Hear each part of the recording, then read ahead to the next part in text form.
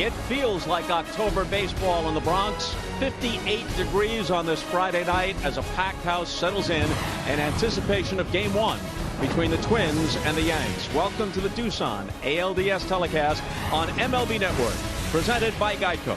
We are, of course, at Yankee Stadium. The Twins and the Yanks set to open up this best-of-5 division series. With John Smoltz, I'm Bob Costas. Pitching pairing, Jose Barrios will go for the Twins. James Paxton will oppose him for the Yanks. Both have a tough task with the opposing lineups, but for Barrios and the Twins, he's hoping he has a little better experience than he has here in New York. And for the Yankees, just keep them rolling. Paxton has been on fire.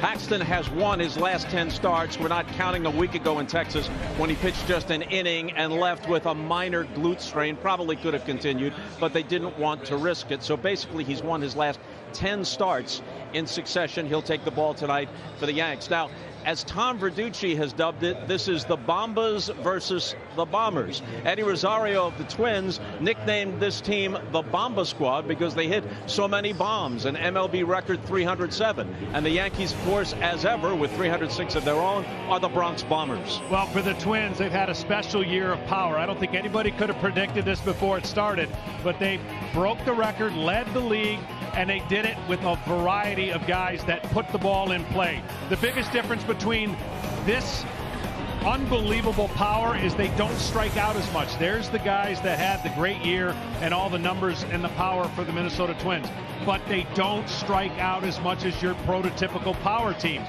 So the big difference between this power and the Yankees have a little bit more of a strikeout in their lineup, but they have more guys that they could count on with that power. They needed more of these guys because they had so many injuries. You see the 306 home runs.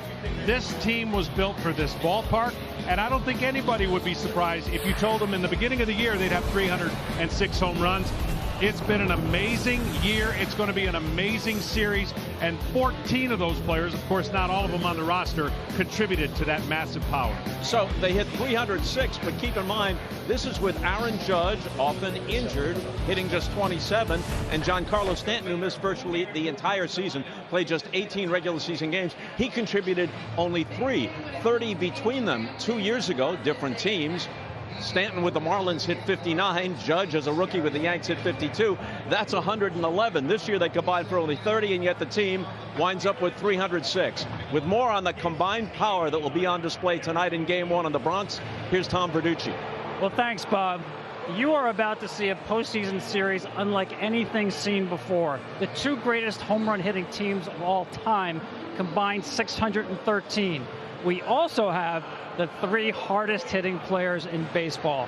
StatCast AI, powered by AWS, gives us the exit velocity leaders. That's a measurement of how fast the ball comes off the bat.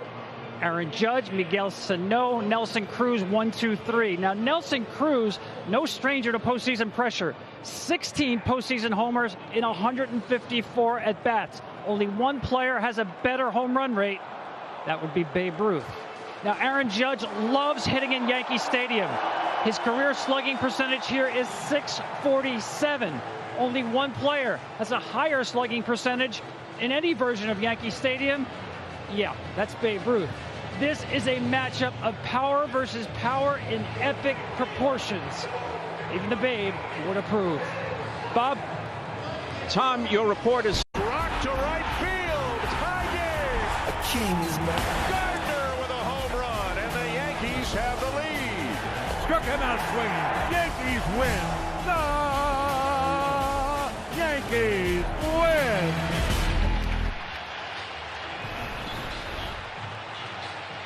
So that was the wild card game between the Twins and the Yanks a couple of years ago. Twins briefly had a 3-0 lead. Yankees came back to win it 8-4. October in the 21st century has been a litany of woe for the Minnesota Twins.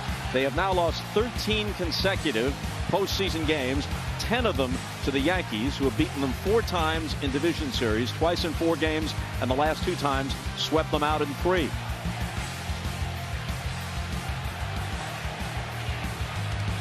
Here's the lineup that Rocco Baldelli will send out against James Paxton tonight.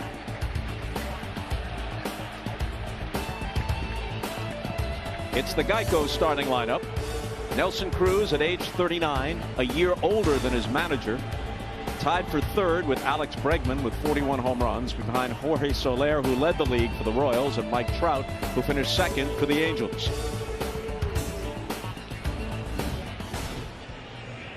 James Paxton was 15-6 for the year, ERA a bit under 4, but in his first 18 starts, he was 5-6, ERA nearly 5. The next 10 starts, a perfect 10-0, ERA 2.25. Yeah, he's been outstanding since he's changed it up a little bit and thrown more curveballs and changed the velocity between the high mark and this low mark and changing the eye level. So look for the fastball on the inside part of the plate with that curveball to be a big, big plus if Paxton continues to pitch great. If you're the Minnesota Twins, no better way to jump on the favorite Yankees right away. They're a great fastball hitting team. Be careful first pitch, James Paxton. There's the breakdown of usage of how he's going to do it. And that first pitch is presented by YouTube TV. Try it free, although terms apply. If it's free, what terms apply? I don't know. A rhetorical question. Well, for much of the year, James Paxton had first inning troubles. He straightened that out of late, but he allowed a dozen first inning home runs, most in the majors. The leadoff man, unusual that it's a catcher, but he's a guy with power. Mitch Garver has 31 home runs in just 311 at-bats. In terms of homers per at-bat, he led the majors. He's had a special year. His fly ball usage has gone way up, and that's why the homers have gone up. You see the numbers on the year. Watch for the RPM and miles per hour. I'll explain what I mean by that from James Paxton. His ability to have a slow heartbeat. He's a laid-back guy. This is his first postseason game. You want to see how his fastball velocity is early, and does he have the touch on his breaking ball and changeup. He doesn't throw it as much. He'll throw that cutter a little more often. His 2-0 to Garver is in there for a strike. The plate umpire is Manny Gonzalez. Six-man crew, as you know, in a postseason game. Todd Tichenor at first, Gary Soderstrom, the crew chief, at second, Lance Barksdale at third, Eric Cooper has the left field line, Adrian Johnson has the calls down the right field line. Foul back 2-2. The key to the game for both pitchers tonight is going to be controlling the count and giving up solo home runs. Don't allow damage to be done other than a solo home run. Both pitchers know the power. They know this ballpark gives up a lot of home runs. Stay ahead if you can, and just give up the solo if you're going to give up a homer. Full count. As a team, the Twins slugged .521 against left-handed pitching this year. Rocco Baldelli at 38, youngest manager to helm a team in the postseason since Tom Kelly of the Minnesota Twins, who was 37 when they beat the Cardinals in the World Series in '87. And Garver strikes out. Great sign for Paxton to go to a 3-2 breaking ball to lead off his first batter he faces in the postseason. The reason that's a great sign, because that means his emotions are in check and his heart's not racing. To throw that kind of pitch early on, you've got to be able to just be relaxed. You see the spike breaking ball. And this series very well could go down to who gets the ball in play more and may very well move on. The switch hitting shortstop Jorge Polanco. He led the Twins with 150 games played.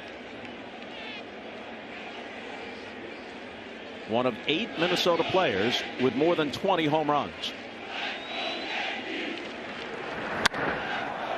The Twins hit 3 homers in Kansas City on the final day of the regular season to inch past the Yankees with 307 home runs to their 306. The Yankees' 267 a year ago had been the record. 4 teams blew by it this year.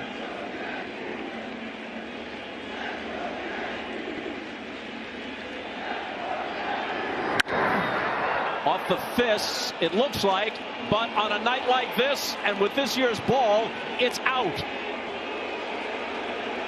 I don't think he got all of it, but he got enough. And it's deja vu for Paxton. a first-inning home run and an early 1-0 deficit. Well, earlier in BP, the wind was blowing pretty heavily out to right field. It's still blowing to right, so pitchers are going to want to try to get left-handers to hit the ball and pull it. But he threw a ball inside. I said the inside part of the plate is going to be important tonight for Paxton. And right away, Minnesota was able to take advantage of an early solo home run. These two teams in this ballpark, this year's baseball, and the wind blowing out, we could be looking at a double-digit score. 1-0 Twins early. Well, he wanted the ball up and in, and he threw it down and in the inner part of the plate, and that's exactly where he drops the head of the bat. Just classic. Gets his hands and the barrel of the bat to the ball before the ball beats him, and he pulls it for a homer. Paxton's 0-1 pitch to Nelson Cruz is off the outside corner. With the naked eye, I was wrong. Watching that, he barreled it up and sent a line drive into the lower stands in left rather. 1-0 Twins. Up the ladder, 2-1. Nelson Cruz, you see the numbers on the year. He has done damage against both sides of the mound, right and left-handed. Really crushing the fastball. Doesn't matter, 4 or 2-seamer. That's the pitch. Every once in a while, you got to get back in the count with a curveball or a slider.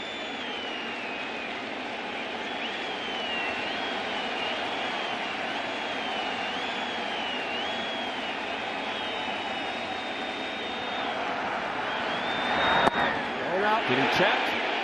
He did. Full count.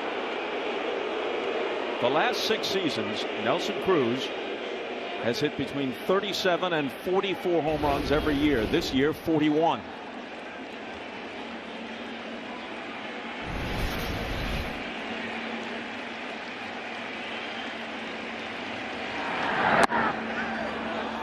And he draws a 1-out walk.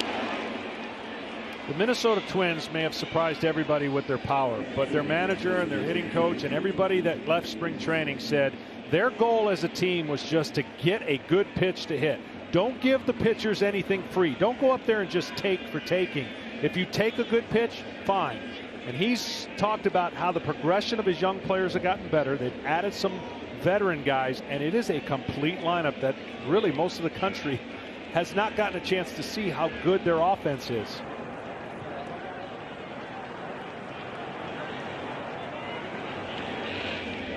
Here's Eddie Rosario. He had 32 homers of his own this year and drove in 109.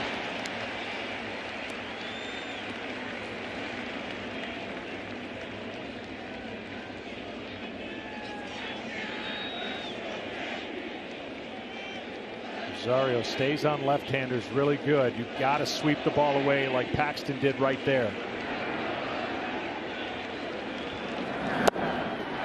0-2. That's what makes James Paxton so nasty. He comes out of that long arm delivery and everything comes out of the same slot. Fastball gets on you, but he's got that tight cutter and the curveball that he's thrown in more to mix up the timing of the hitters.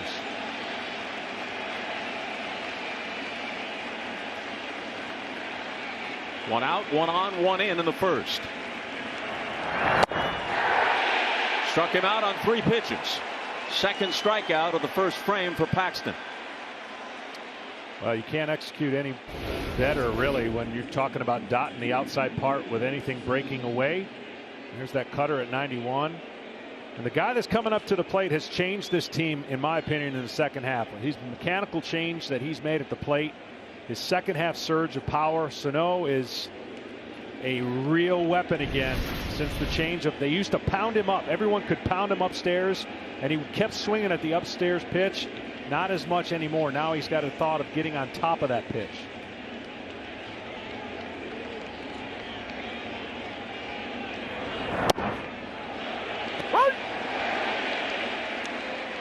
Strike one to Sano with 247 with 34 homers.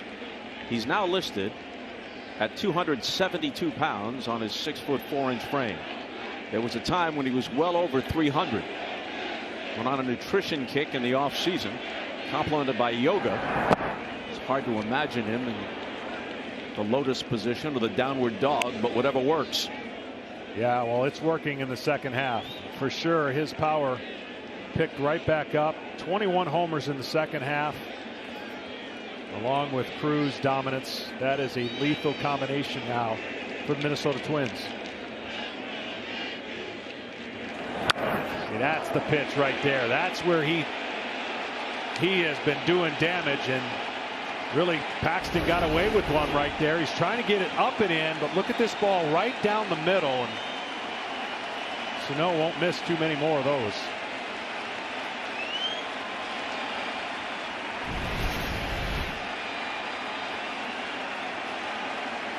The 1-2 pitch. He struck out 3, but mixed in a solo homer by Jorge Polanco. And after half an inning, Twins won. Yankees coming up. Sox. LeMahieu also had a career-high 26 home runs and led the majors in hitting with runners in scoring position at 389. Jose Barrios, 25 years old, was 14-8 for the year. His first pitch to LeMahieu was low. Hoping to be a little better than he has been at Yankee Stadium. A 9.82 ERA coming in. You see the ERA in August and September, but he's been better of late. His brief career history is strong through July and then falters in the last 2 months, and that was true this year, although his last few starts have been encouraging. You learn how to adapt and what you have to do differently to get through the year. But I'm going to tell you something right now. He has pitches that go both ways. Tremendous sinking fastball. You saw the four-seam fastball. He's got a Bugs Bunny, is what's known as curveball. He'll throw his changeup. This guy evenly distributes all of those pitches for the most part. And again, the key for both pitchers is how many outs they get with their fastball is like putting a bonus in your pocket, because they can both spin the baseball, and both these lineups like hitting the fastball. But if you don't throw enough strikes with your fastball, you start giving the leverage to the hitters, and they just eliminate a pitch and wait for something fat over the zone. LeMahieu fouls it off. This is Barrios's first. There's Wes Johnson, the Twins pitching coach. Interesting story. He had been the pitching coach at the University of Arkansas, went straight to the big leagues. Unprecedented. No experience in professional baseball at the minor league or major league level. Big into analytics and biomechanics, and he's fit right in. Another 1-2 pitch. In tight. This is Barrios's first postseason start, but not his first appearance. He pitched 3 innings in the wild card game here at Yankee Stadium 2 years ago, and he wound up taking the loss. He was hit pretty hard in relief of Irvin Santana, who started the game. Did he hold up? He did not. LeMahieu is a strikeout victim. So there's the breaking ball I was talking about. He can throw it and break it so far across the plate that if he's hitting with his fastball, it's going to be almost impossible for these Yankee hitters to lay off of it. Coming out of his hand, it looks like that's going to be a fastball in the middle part of the plate, and you see the tremendous break that he has behind it. Easy outs, stressless outs are going to be the key for either pitcher tonight, because both of these lineups can create a lot of stress in a hurry. Aaron Judge, for him, and considering this season overall in the big leagues, a modest 27 home runs, but part of that is attributed to injuries. However, since August 20th, he's touched off 15.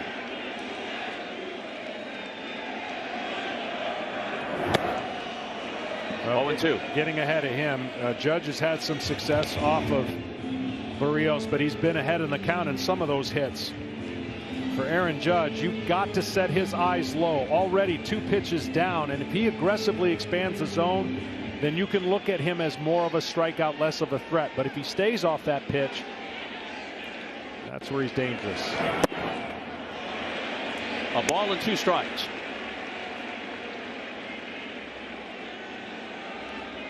Brett Gardner slotted number 3 tonight.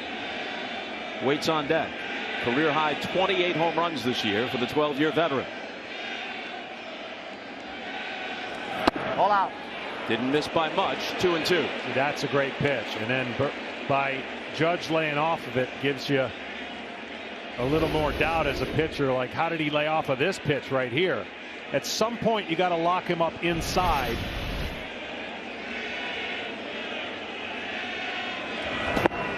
Full count.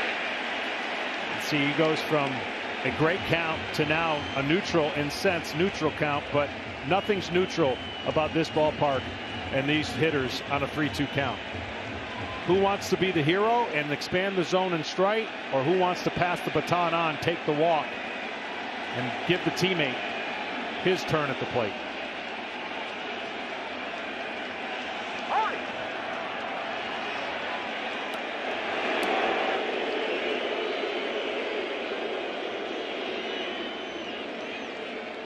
Judge with those 52 home runs, briefly the rookie record till Pete Alonso of the Mets touched off 53 this year.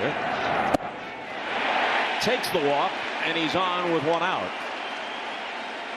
But last year especially, and this year to some extent, injuries have prevented Judge from following up on that great debut. Yeah, that was a great at bat. I mean, the first 2 strikes on his plate appearance, and then he basically spit on the rest of those pitches. Uncharacteristically, you would say Brett Gardner is the 3rd place hitter, but he has been more consistent to split up the right-handed batters with only 2 left-handed batters for the Yankees. He has dominated the count when ahead. 19 home runs when ahead. So look for Barrios to try to get ahead of Gardner early in the count. Brett is 5 for 10 against Barrios lifetime as he takes a stride. We've had 7 hitters. There hasn't been a fielding play yet. 4 strikeouts, 2 walks, and a homer. Well, Brett Gardner is looking to hit a fastball. He's looking to hit middle in. He's looking to pull it. He's not going to hit a homer the other way. All of his power is going to be to the pull side. This is Brett Gardner's 147th postseason plate appearance. He and CC Sabathia, who is not active on the Division Series roster, are the only holdovers from the Yankees' last World Championship in 2009.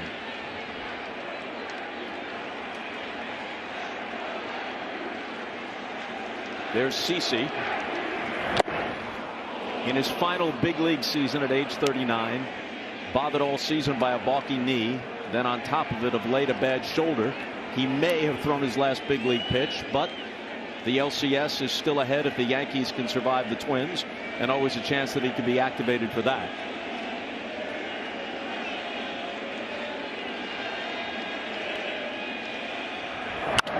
Slashed foul, and it holds at 1-2. Now that's what Brett Gardner does. He's hits 5 for 10 off of Barrios, and a lot of them have gone the other way.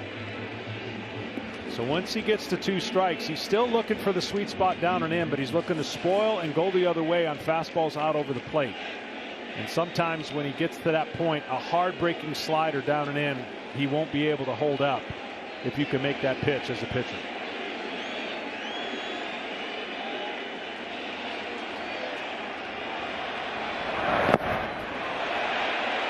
Two and 2 to Gardner. Mitch Garver behind the plate has always been a power threat. As we told you, he hit 31 home runs this year and barely over 300 at bats. His defense was lacking, but he's improved it significantly this year, especially when it comes to pitch framing. Well, the discussion right now is whether this ball hit Gardner on the foot or not. The ball was trying to be down and in, as I mentioned, with the breaking ball. And the Yankees are trying to give the call on whether or not to replay it, and I don't think they will. There's a good look right there. And it bounces before it hit his foot, if it even grazed his foot. Now, a ball can still bounce and hit you and be a hit batsman. True. You see him try to get that foot out of the way, but then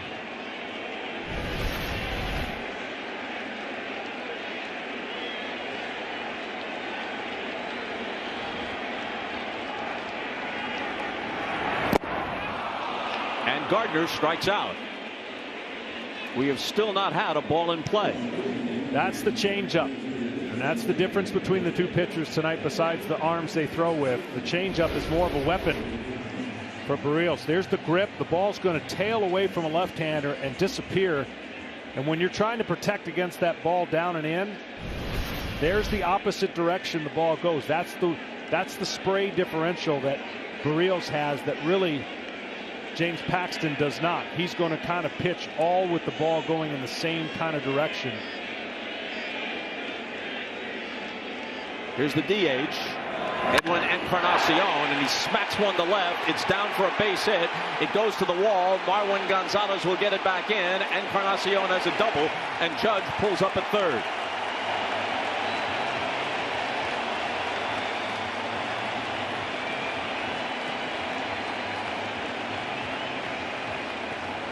Encarnacion, playing in his first game since the 12th of September, had been out with a strained oblique.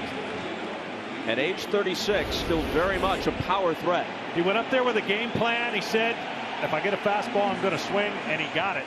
The two-seamer that rides in, ball was hit so hard, there's no chance to get away from the outfielder and a run to score. Now, the wild card for me in this series is Mr. Stanton. Not quite enough information on him to see what kind of hitter he's going to be, but because of the injuries, he's going to play a huge part now if the Yankees make a deep run to the World Series. He takes a ball. He played in just 18 games during the season, 9 of them in his September return. In those 9 games, he went 8 for 28 with a couple of home runs. Hit 38 for the Yankees in his first season in pinstripes last year, 59 for the Marlins 2 years ago. And if you're Barrios, even though you have a base open, this is who you want to go after. The man on deck, Mr. Torres, has been unbelievable for the Yankees with runners in scoring position, and just his whole year has been a complete year. 3-0.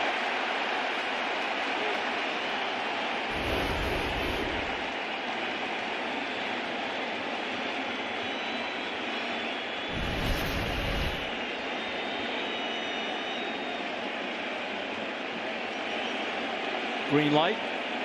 Not yet. He swings a little nubber. It's a tough play. Sano comes in, bare hands throws, safe, and the game is tied.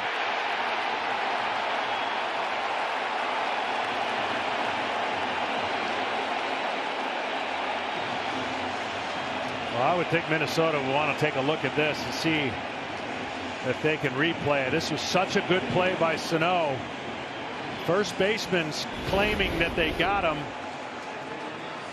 and I think they did. So the first baseman, along with the umpire, has the ability to hear the boom boom, and right there he felt like the ball was in the glove before his foot hit the bag. This will be a huge moment if it's overturned. Yeah, we could be looking at a reversal here. And the Twins are coming off the field. The replay review was powered by Mitel.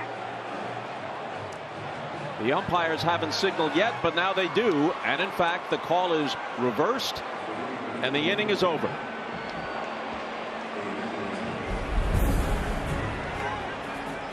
Take that one for the Yankees off the board.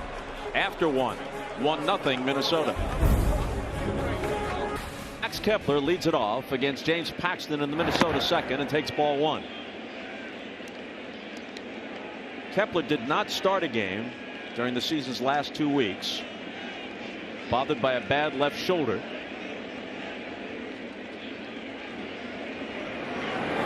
Oh no. In his first 3 years in the majors, he hit between 17 and 20 home runs. In this homer happy season, 36.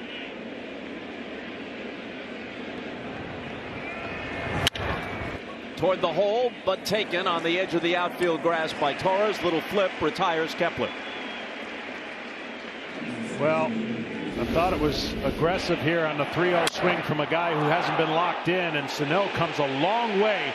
Realized that Stanton had some injuries to his lower body and his leg, and that is the difference between a potentially huge inning and the Twins kind of living a breath of fresh air, and you could see Stanton giving his best, but just not as healthy. Marwin Gonzalez, the former Astro,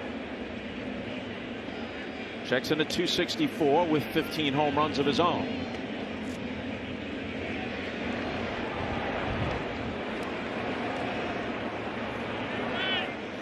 It's guys like this and Nelson Cruz and the veterans who've been there, done that, added with the young talent these Twins had, has really helped this team. A shot toward the gap in right center field. Judge on the run. He won't get there. Plays it on a bounce off the wall. On his way to second is Gonzalez. It's a close play, but he's in sliding with a one-out double.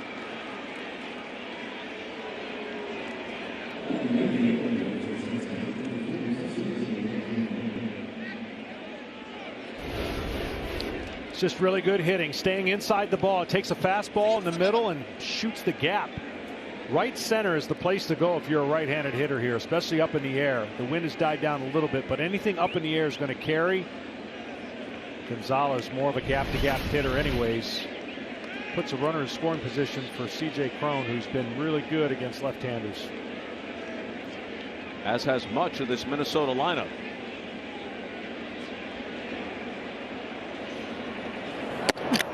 Cron's numbers fell in September as he was bothered by a bad right thumb.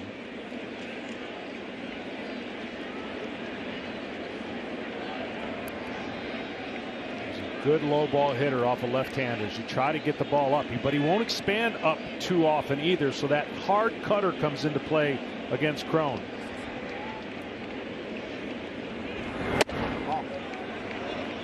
Ball high, 2-0.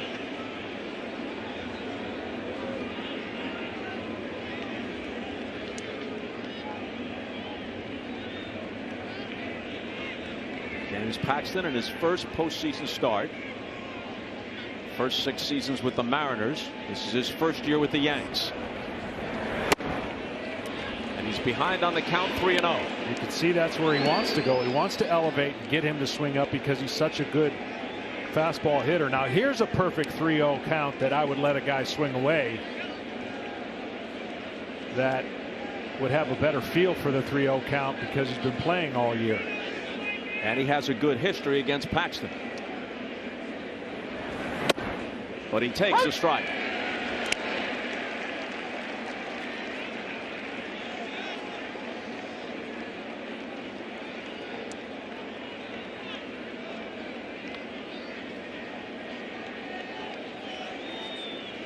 Luis arrives. The second baseman is on deck.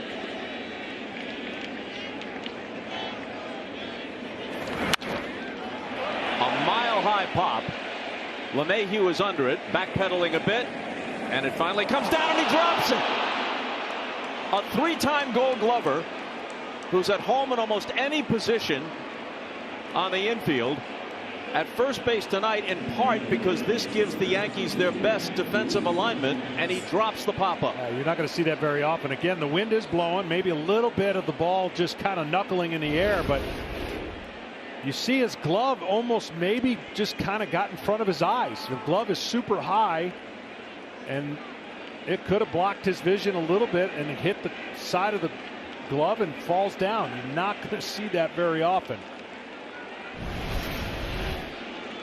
That wind, that flag you see right there, the American flag, that's what you have to pay attention here at Yankee Stadium. That's what's going to tell you what's going on most of the time. And that fly ball that gets in the right field corner is going to be gone. Anybody who hits it up in the air tonight. Gonzalez held second. Cron reaches on the error. Here's a rise. Even with a left-hander on the mound, Arise gets the start instead of Jonathan Scope. In just over 326 at-bats, as you look at the graphic that shows you the versatility of LeMahieu, Arise has hit .334 for the season, rendering Scope for the moment a spectator. Arise has hit over 300 at every minor league level, .334 in the majors, prompting early comparisons to Rod Carew. Yeah. And our buddy Jim Cott will be with us on Monday for the game between the Astros and the Rays on MLB Network. He tells us that his old teammate Rod Carew says the comparison, at least in terms of approach, is correct. That Carew sees a lot of himself in Arise. Of course, the resume for Carew includes 7 batting titles, so Arise has a ways to go. Well, this is certainly different in the era, of course, of launch angle, home runs, and strikeouts. This guy is a weapon, and he stays on pitches really well. He has a unique approach, as you mentioned, about a 90-some% contact rate in the zone. He'll battle with 2 strikes. The only pitch, really, from left-handers that give him a little bit of a fit might be a hard cutter or slider off the plate. But he'll stay in that strike zone and battle and foul off some pitches.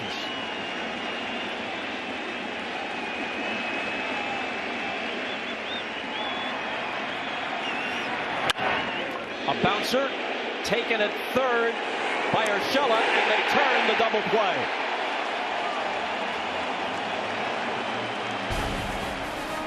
Urshela to Torres to LeMahieu, whose error does not hurt the Yankees. This is the Doosan ALDS telecast on MLB Network, presented by Geico. And after an inning and a half, it's 1-0 Twins. To the bottom of the second, Gleyber Torres starts it and takes strike 1. The Braves have just defeated the Cardinals 3-0 to tie that series at a game apiece. Foltynewicz, 7 scoreless innings to beat Jack Flaherty, who had been just about untouchable of late. Melanson got the save, and earlier the Astros, behind Justin Verlander, beat the Rays in game 1 of that series 6-2. For Verlander, his 14th career postseason victory, tying him with Tom Glavine on the list, leaving him just 1 behind Mr. John Smoltz. Oh, he will fly by me if he continues to stay healthy. And you talk about being healthy. This young man has been so important for the Yankees. Nobody could have predicted he would lead the team in homers when they left camp, but that's exactly what he did. Tough out. 38 homers for the year, 8 multi-home run games in this, just his 2nd season, 3rd in the Rookie of the Year balloting a year ago, behind Shohei Ohtani of the Angels and his teammate Miguel Andujar. And Andujar, like so many Yankees, has been on the shelf with injuries all year long.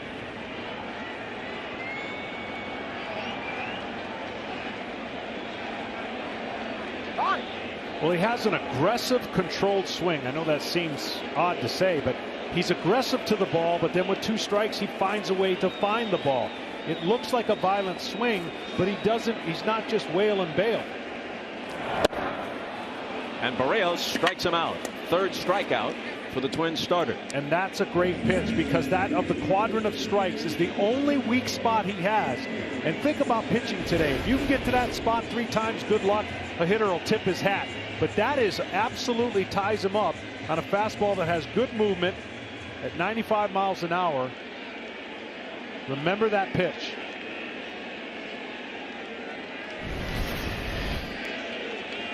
As Gary Sanchez digs in, just to finish up the earlier thought, the all-time record for postseason pitching victories is held by the Yankees' Andy Pettitte with 19. So Verlander is 5 back of that after his victory today for the Astros. Here's a guy that hasn't been as healthy, but still 34 home runs. The sky's the limit if he could ever stay healthy at a catcher's position. He could do so much, and his average is not reflective of the type of hitter I think he can ultimately be. And some of that has to do with the approach, but also the injuries. He crushes any mediocre pitch, any mistake in the strike zone. Ball now. That one's up high, and he didn't bite.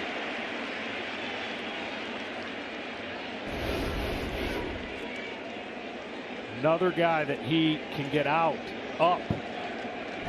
You got to get ahead and get his eyes raised up so that you could throw that breaking ball, which is going to give him fits.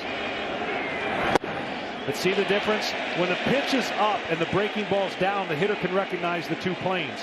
When they're closer to the same planes, I guarantee you Sanchez swings at a pitch closer to the fastball height, but because the variance is too big, you have the ability to lay off a pitch that's spinning like that.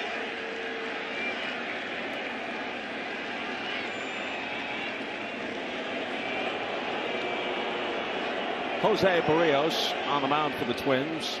He's from Puerto Rico. His nickname is La Máquina, the machine. Ball 4.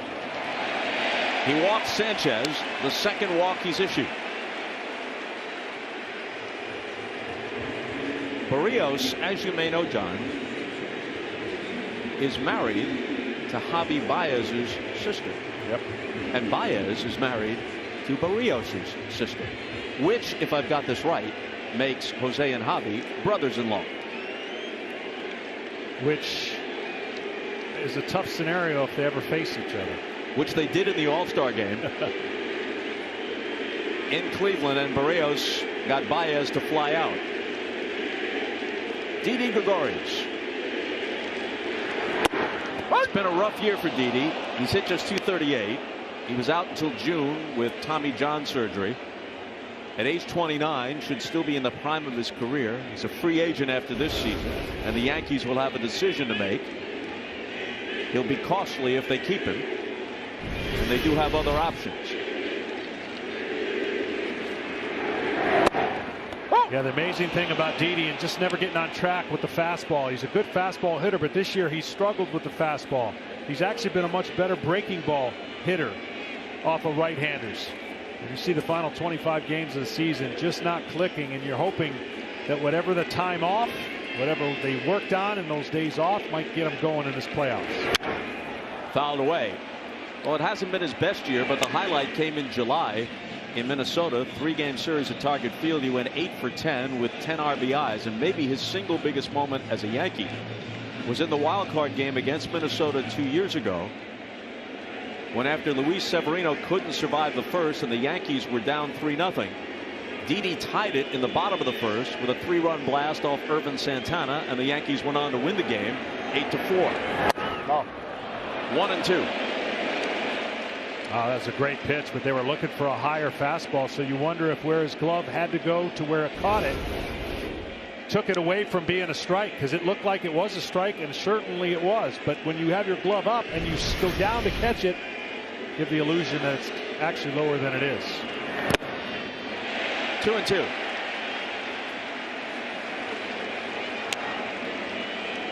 Nothing will come easy for either pitcher. Every count will be a battle unless they can find a way to make those pitches earlier with 2 strikes. Because these hitters possess, and this ballpark possesses, such a threat of the long ball, it's like every pitch you're making, you're trying to make your best pitch. That's a difficult task.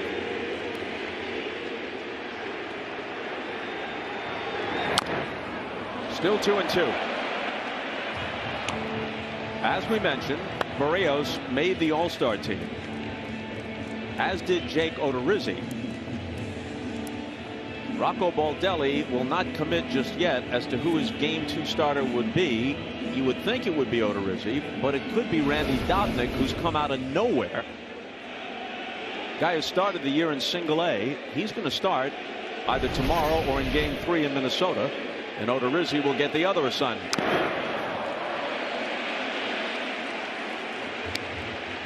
He's throwing him back-to-back off speed. This should be a fastball. Slow him down, and try to speed him up. You want your decision pitch right here. You don't want to go to a 3-2 pitch if you can help it. See what they decide.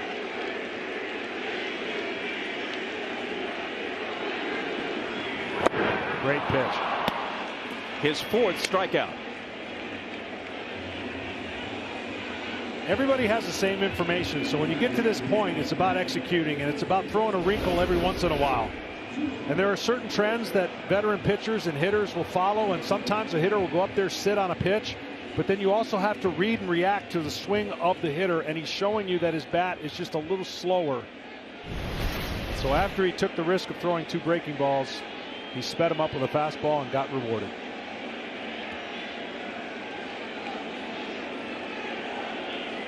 Two out, 1 on for Urshela, who prior to this year was a career .225 hitter.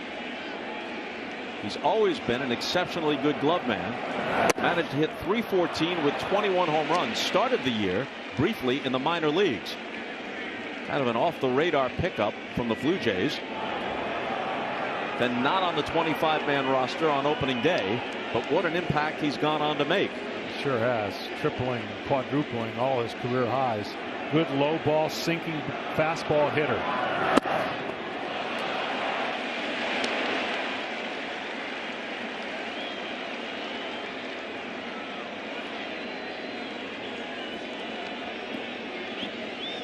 Let's see if he gets back in the count on a 2-0 count with a breaking ball. Or he sticks with the heater.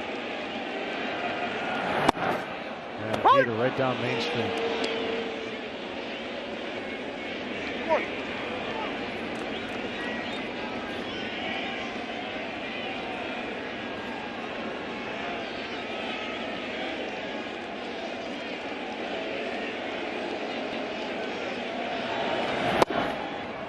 Oh! 2-2. Another great pitch. Coming into this game, Urshela was hitting .415 off of breaking pitches off of right-handers. So you see the movement on that two-seam fastball catching the outside part of the plate. Started him off with changeup. And it's gone all heaters. Nothing. Full count. So Sanchez, who isn't the speediest guy in the world, will be running on the pitch.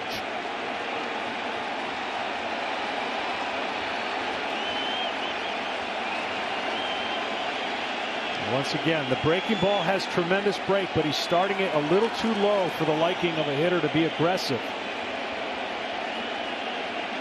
They came ready to roar in the Bronx for a long time. The division title and a first-round bye was a foregone conclusion. October is what they've been waiting for. Hit down to third. Sano backhands across the diamond with the flip, and Crone plays it on a hop to finish the inning. No runs, no hits, a man is left. We played 2 and the Twins lead it on the Polanco home run, 1-zip. Glowing in the darkness as we move to the third inning in the Bronx. Authentic on-field caps, tees, jerseys, hoodies, and more. Get all your postseason gear and suit up with your team at the official source, MLBshop.com.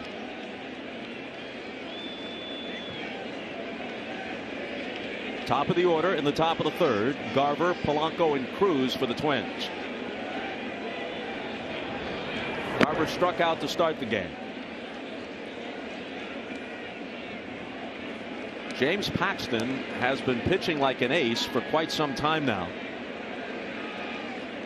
But his early season difficulties in the first inning, especially with first inning home runs, jump back up on him tonight with Jorge Polanco connecting as the second batter in the game. But if you're the Yankees, you like what you're seeing so far. He's getting his secondary pitches over. He made one mistake with the fastball. He knows his offense is going to put some points on the board. Again, solo home runs, not the end of the world in a playoff game.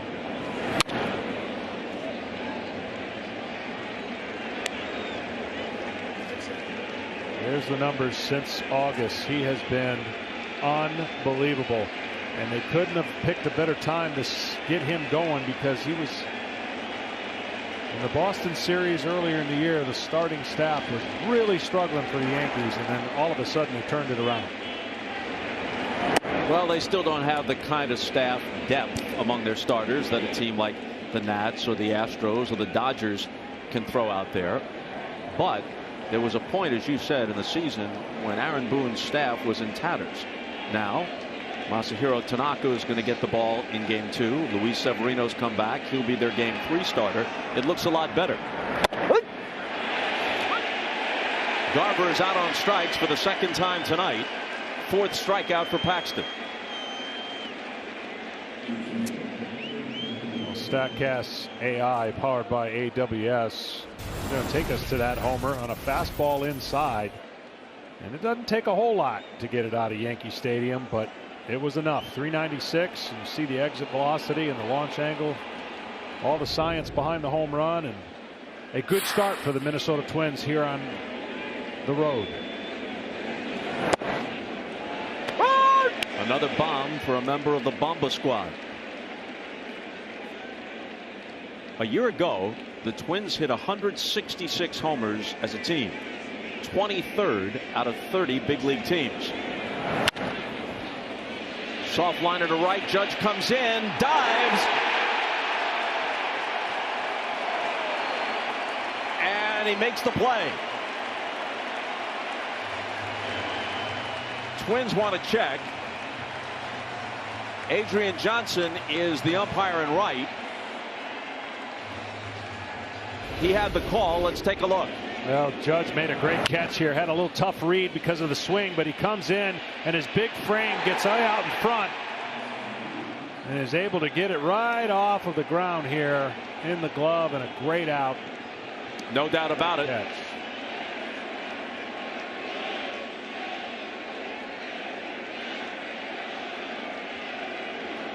Nelson Cruz, he can be aggressive on the first pitch.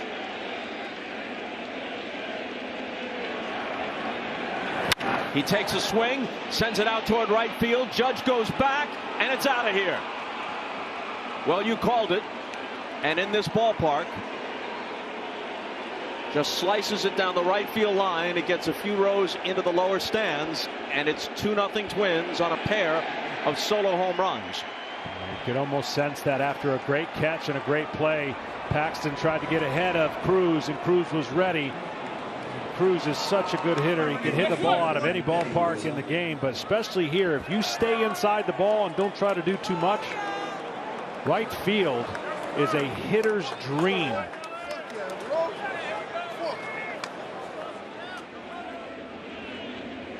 Larry Rothschild, the longtime Yankee pitching coach, shaking his head about that one.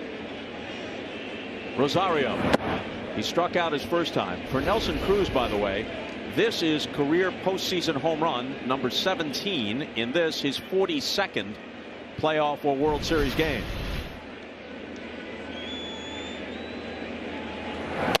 How about this? The best mark ever for postseason homers per time at bat belongs, as you might suspect, to Babe Ruth. 1 for every 8.6 at bats.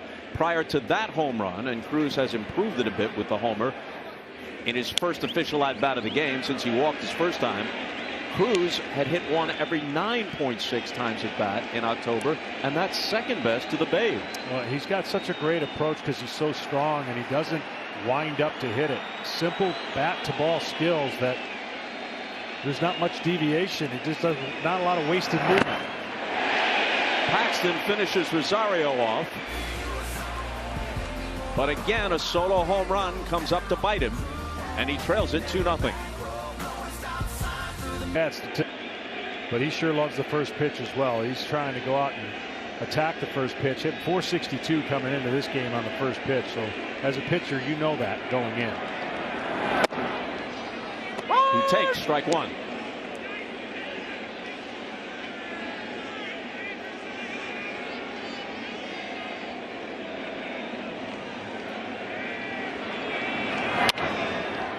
Fisted into shallow right.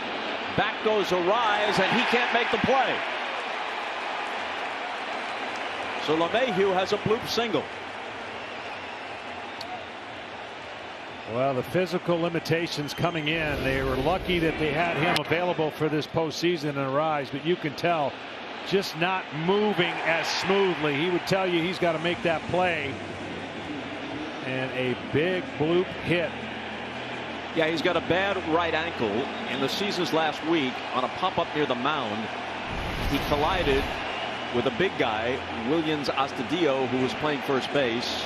Astudillo, the Turtle, is not on the Division Series roster, but he collided with Astudillo and had to be carted off with an ankle sprain. In the lineup tonight for Game 1 of the Division Series, but not at 100%. Here's Judge. And those are the kind of outs you need as a pitcher, especially when you're facing this kind of lineup. You're holding your breath when the ball's hit, and then when it falls in, you're like, oh, just like the umpire went, oh, on that foul ball.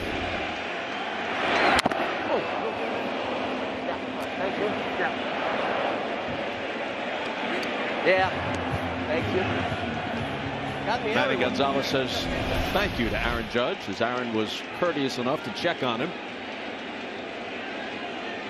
The 0-1 pitch, a ball and a strike to Judge. You don't see many right-handers throw changeups to right-handed batters, although this is one occasion where Judge struggles against changeups. Changeups and sliders off of right-handers are really kind of right now his kryptonite. Everything else he absolutely can handle. And right now, between the curveball and the changeup, Barrios is forcing it a little bit too low. And what I mean by that is, you can understand why he's trying to make a perfect pitch with it rather than execute the pitch like he would in a regular season. The postseason creates so much tension that if you hold on just a little bit too tight or you spin it just a little bit too hard, you get it away from where the intended target is. Judge walked in the first. Coming into this game, 4 for 6 in his career against Barrios with a home run. A line drive base hit. Whistles that one into center. LeMahieu stops at second. 2 on, nobody out.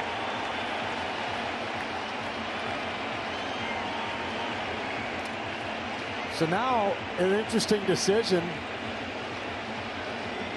for Aaron Boone. This is not your prototypical third place hitter, as Aaron Judge absolutely lasers that pitch for a base hit to center. You've got Gardner, who can do a lot of different things. They typically play him to shift and pull, but now with runners on, they can't play that shift. It opens up the right side. He could bunt, which we know doesn't happen very often, especially in this series with the masters that they have.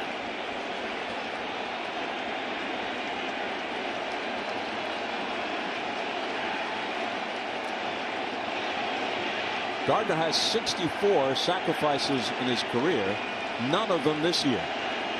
But of course, the game has moved away from small ball.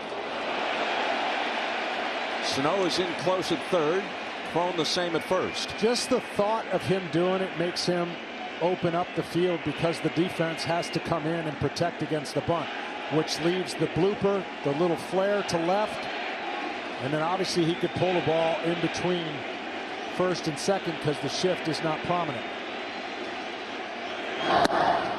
Cuts and misses, a ball and a strike. In this ballpark, Gardner, especially in this park, is a home run threat.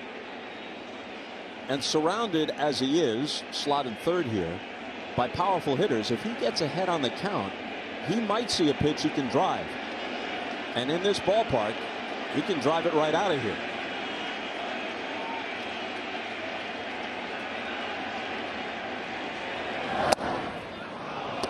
Breaking ball in for a strike, 1-2. Well, as consistent as Gardner has been, you didn't think coming into the year he was going to have much playing time, but with all the injuries, he's been huge.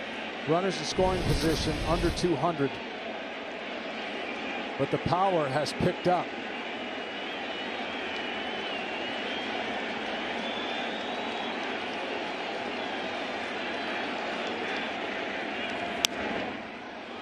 A little flare into foul ground. Sano chases it, but doesn't have a play. I feel like Sano could be a linebacker in football, power forward in basketball. I don't think people realize how good of an athlete he is and the size that he plays third base in baseball. He too started off the season with a kind of a freakish injury that kept him from really getting locked in early.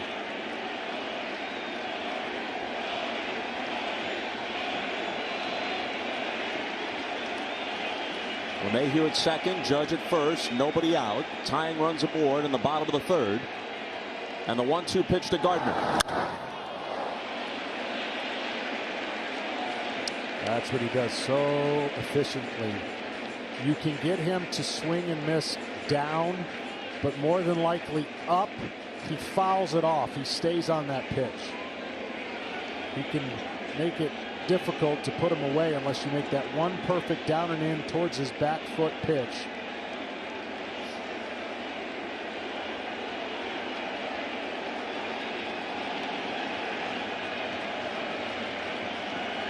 Another 1-2 pitch from Barrios. Line to right. To the edge of the track goes Rosario for the catch. LeMahieu tags, scoots to third. Judge holds first. Anytime a ball goes out in that direction, this year in this park, and as we mentioned, the wind is blowing out to right, you hold your breath. He didn't get all of that, but sometimes you don't need to get all of it to get it out of here. Yeah, it was a changeup that two players had to turn around. The right fielder had to turn around and catch it. LeMahieu had to turn around, go back and tag. Both good jobs right here. It's the changeup, a little bit off the end of the bat. But as you mentioned, the right field, there's always a hold your breath moment. He turns around, gets the ball in, but LeMahieu by this point has tagged and gotten to third.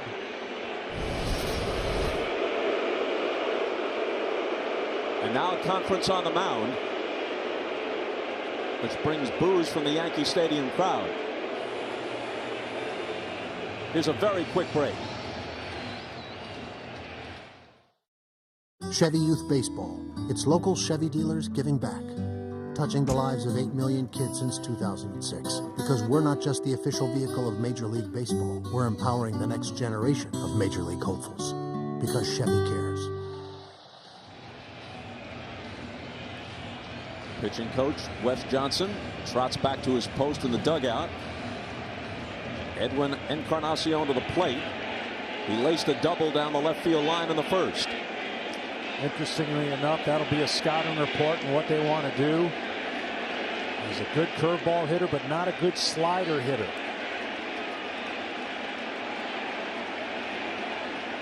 Three infielders on the left side. And ball one inside. Encarnacion, top 30 home runs for the 8th consecutive year. Hit 21 of them with Seattle and then 13 after the Yankees acquired him. That parrot is in tribute to the way he holds his right arm when he rounds the bases on a home run, as if he could have a parrot on his forearm. Well, the way they've got him defended, they're trying to pitch the ball in so he can. It'd be a tough double play to turn, but you can see where the infielders are. Nobody at second base. I know you're sitting at home and going, why doesn't he just punch it that way for an easy RBI? Well, you could try to hit one out if it stays fair, which it does not. So good at getting the bat through the zone and lifting the ball. He's one of the best home run power hitters in the game. He struggled early when he got here in the first half, but in the second half, he's been more in rhythm despite his injuries. There's a middle mistake. I mean, just missed taking the lead.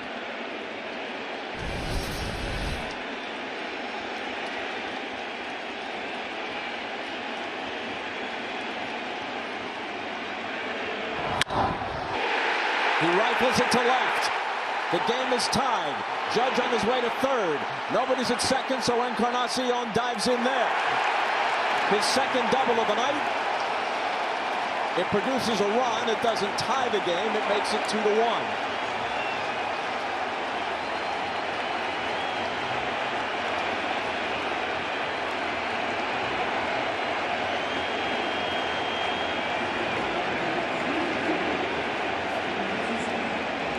Whatever their game plan was, they were trying to get the ball away, and that ball came back over the middle. Two-seamer away that comes back over the middle, and he laced two of them now. Seeing the ball good, leaving it up to Stanton to make contact to at least tie the game or take the lead.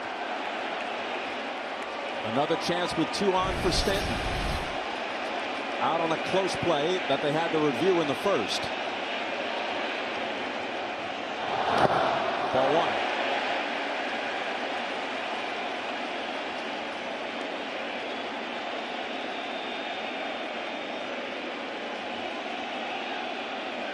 Too many breaking balls for a ball and not enough for even a called strike or a swing and a miss has led this situation to be a tougher task for Barrios if he doesn't get that pitch over.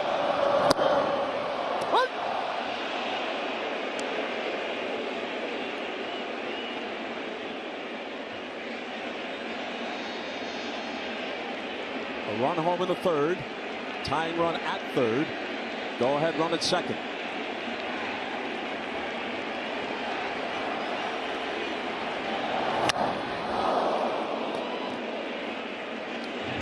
just missed it. They're going to give up a run. They'll gladly give up a run to trade an out. Cannot open up big innings against either of these teams. You see the fastball upstairs, just missed it. Typically you would follow this with a breaking ball, but they haven't followed some of the patterns. And maybe it has to do with comfort on the pitch selection of Barrios.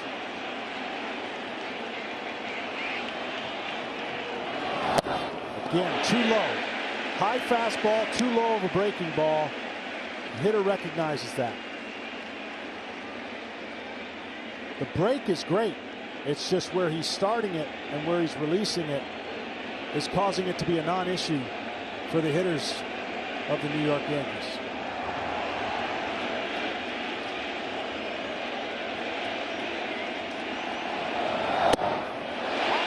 Full count to Stanton. Gleyber Torres is on deck. And the problem with that kind of breaking ball, when you're not hitting for strikes or attempted to swing, they get to see a lot more of them.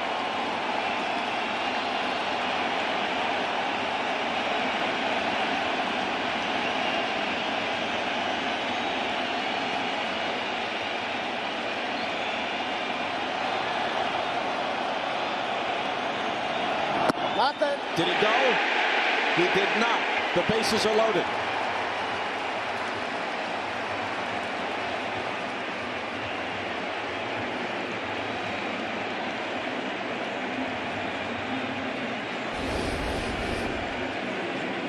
Well, he almost wanted to, but he was able to stay back and load him up for Mr. Torres, who is awesome with runners in scoring position.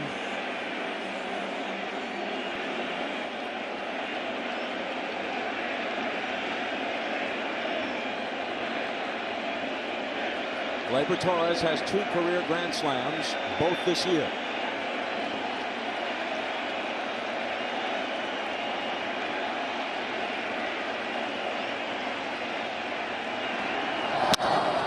Roll to third. Sano goes to second for 1. Can they turn it? They can't. The ball gets away. The tying run is scored. And the go-ahead run follows.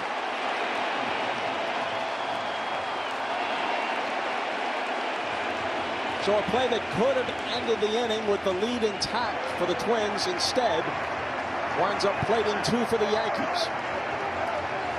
Hold on, says Baldelli. They're going to take a look at the slide. And again, I can't help but think about the gutsy ankle and play of Arise and whether he's able to make this turn to turn the double play. And you see him switch feet and throw.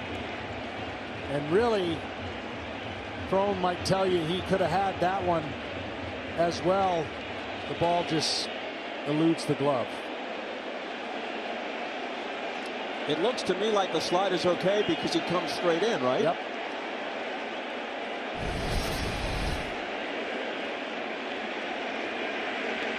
So fielder's choice 5-4. E3 as Cron couldn't handle the throw. Torres gets 1 RBI. And most importantly, the Yankees take the lead at 3-2.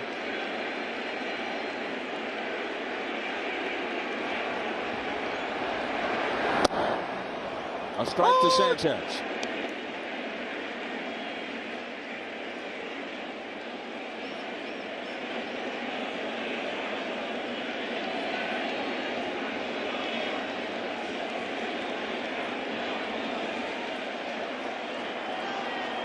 Tyler Duffy gets up in the Minnesota pen. Well, 2 plays that may go unnoticed, and the first one was the base hit that LeMahieu got that Arise couldn't get to, and then the double play where he shuffled his feet trying to make a turn that should have been turned on both ends that didn't. And the Yankees have, without a homer, taken the lead.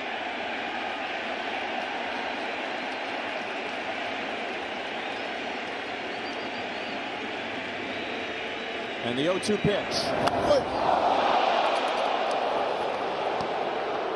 Hit the bat. Yep. Sanchez indicating it hit the knob of the bat.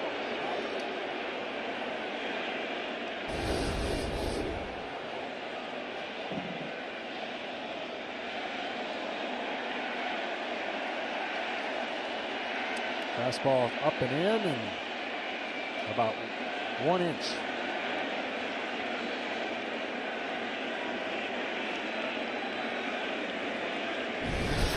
Looks like Gary's saying don't bother to check.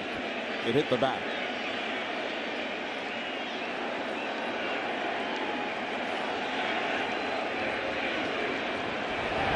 Hold on.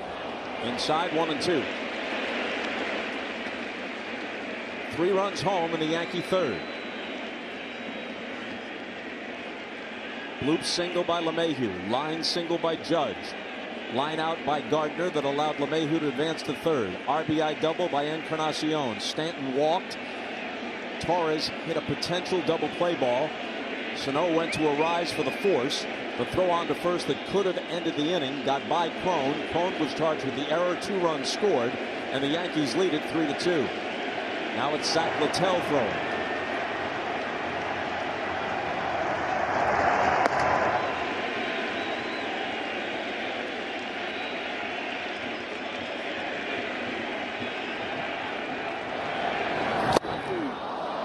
Down goes Sanchez, but not before. The Yankees throw 3 on the board in the third. After trailing 2-0, they now lead it 3-2. In the fourth, Sano, Kepler, and Gonzalez for the Twins, who now find themselves trailing 3-2. Strike 1 from Paxton. Paxton's done a nice job. Solo homers. You just tell yourself it's not going to beat you. You got to trust your offense and stay away from the big inning. New York got the big inning, and now it's his job as a pitcher to put up a 0. Hold on. Let's bring in Tom Verducci. Well, you watched Miguel Sano in the batter's box. Remember, he was not on the wild card roster 2 years ago. He had a stress reaction in his shin resulting from a foul ball. That winter, he got a titanium rod put into his leg. It's still there, by the way. He lofts a pop-up on the infield. Torres squeezes it. Go ahead, Tom. Bob, earlier you talked about his weight. That offseason, he was unable to work out and came in much heavier, got up to 320 pounds. The Twins had to send him all the way to Class A ball, and that was mostly not about performance, but just getting him into baseball shape. Nutritionists and people at the spring training facility worked with Miguel Sano, and he did get himself in shape, of course, through the winter. You mentioned the yoga regimen. Here's another key for him. Nelson Cruz, when he signed here, had one request, and that was to locker next to Miguel Sano, and he has been his mentor throughout the season. Hello. Thanks, Tom. A ball to Max Kepler. Kepler was born and grew up in Germany. His parents were ballet dancers. His mom from San Antonio, his dad from Poland. They met during a performance in Berlin. Eventually resided there. Max began playing Little League ball when he was just 6 or 7 in Germany. Good enough all-round athlete that he was offered a scholarship to the Steffi Graf Tennis Academy.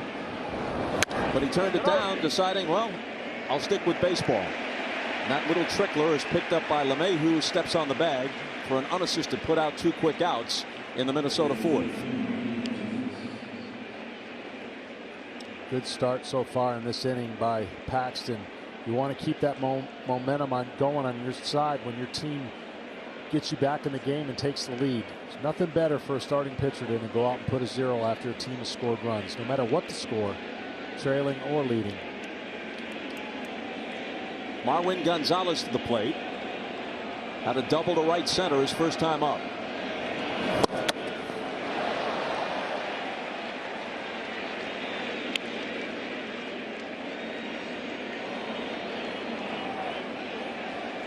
Gonzalez was trying to hit that ball 500 feet. The backswing got Sanchez on his backswing. Yep, conked him right on the top of the dome, and then Gonzalez walked away to give Sanchez some time to get his bearings, but it looks like Gary's okay. 0-2.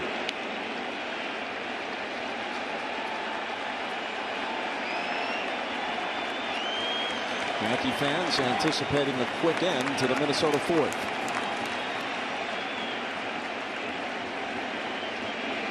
Curveball is Gonzalez kryptonite off of left-handers. Handles just about everything else.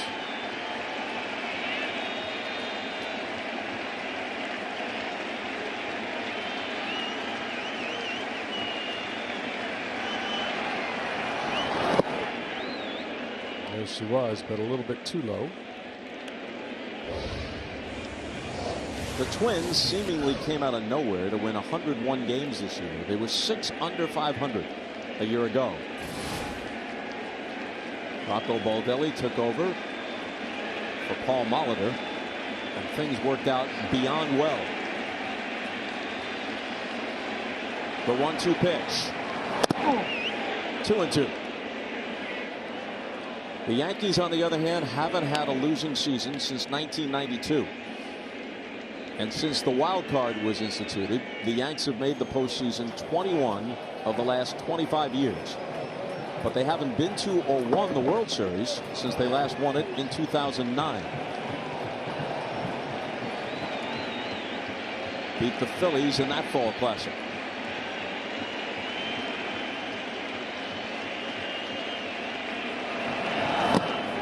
Gonzalez strikes out. The 6th K put in the book by Paxton. And a 1-2-3-4. 3-2 Yanks. Bottom of the 10th in a 2-run game. Bases loaded at Target Field in July. Chad Green was on the mound for the Yankees. Aaron Hicks with this startling catch. Max Kepler set the drive toward left center. 14-12 Yanks. If that ball had fallen safely, 3 runs would have scored and the Twins would have won the game 15-14. There were 5 either lead changes or ties in the last 3 innings as they went into extra innings. Hicks had a homer late in the game, and then he ended it with that dramatic catch. Could very well have been the game of the year. 14-12 Yankees. The Yankees won 4 of 6 from the Twins this year. They took 2 out of 3 in that series in July at Target Field, and 2 out of 3 in their other series during the regular season here at Yankee Stadium. The 2-0 pitch from Barrios to Gregorius, and he fouls it back. And typical of the kind of season it's been throughout baseball and the kind of year it's been for these two teams. In those 3 games in July in Minnesota, there was that 14-12 game. The combined score between the Yanks and the Twins, 30-27 Yanks. I know a lot of people thought they had some fireworks in this series. I don't think we're going to quite see as many of those home runs. We may see high scores. Gregorius pops it up. Garver off with the mask. Appears to have room, and that's the first out in the bottom of the 4th. But the high scores are going to come from stress on not being able to make your pitches. And right now, the stress on Barrios is the fact that he has not made enough pitches with his curveball. He has not pounded enough strikes. The Yankees are controlling the strike zone, and they have the lead. Even though they haven't hit a homer, they put a lot of good at-bats and taken, more importantly, taken more pitches than expanding the zone. So contact, I said, would be important in this series, and it has been important because the contact and lack of making the play is the reason why the Yankees are leading. Urshela grounded to third his first time. 2 of the 3 runs against Barrios in the 3rd inning were unearned.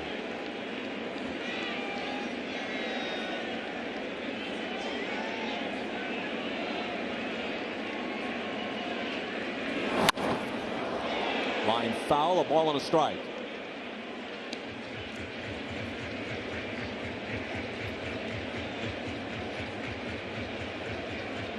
The Yankees, with their 40 pennants and 27 World Series titles, are clearly the most successful of any big league franchise. But this could be only the 2nd decade since the arrival of Babe Ruth in the 20s that they don't manage to win a World Series if they don't get there and win it. Well, nobody has more pressure on them than Aaron Boone and these Yankees because they've had a special year. And last year the Red Sox had a special year. They had the pressure on them, went on to win the World Championship and the World Series, obviously. But this team has been decimated with so many injuries, and they've had to do it in so much different fashion that you're hoping that all these guys can start clicking again in the most important 12, 14 days they have. In center field, it's Kepler calling, and that's the 2nd out.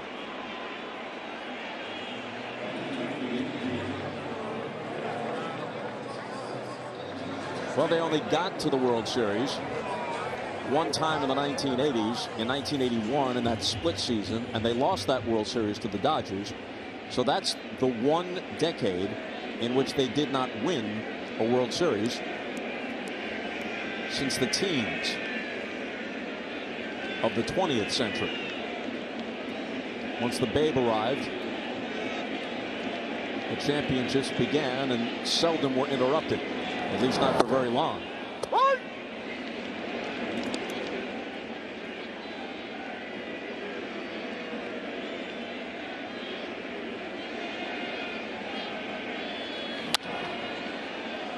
0-2 to LeMahieu.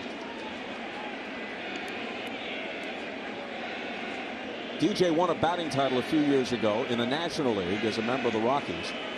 He has 3 Gold Gloves to his credit, and he's going to finish somewhere, I would guess, in the top 5 in the American League MVP balloting this year. Very unassuming. All he is a great hitter, plays multiple positions, and has been huge for the Yankees this year. I mean, for the most part, a lot of people are going to talk about what he did in Colorado and say Colorado was the reason. Now they can't say that anymore. He stays inside the ball, goes to right field and right center as good as anybody. But now in this ballpark, he's been able to use this ballpark and his approach to hit a bunch of home runs as well.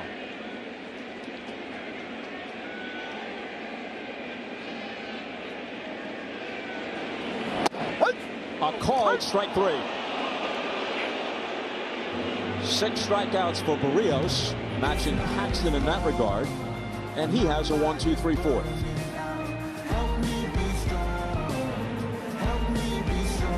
C.J. Cron starts it against Paxton in the Minnesota 5th. He reached on an error by DJ LeMahieu in the 2nd. That didn't turn out to hurt the Yankees. Then he made an error of his own in the 3rd, which very much hurt the Twins.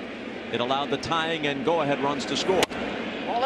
And this inning might have to be played like the 9th inning for the Twins. This is the point of the game for the playoffs where the bullpen is going to start getting going, and they won't allow their starter to get in any more trouble because they have that much faith in their bullpen. A lot to ask every single game.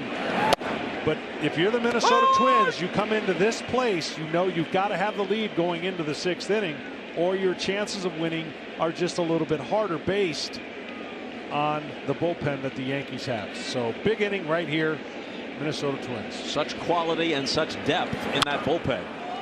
Ottavino, Canely, then Britton, usually the left-hander for the 8th, and of course Chapman to close it out.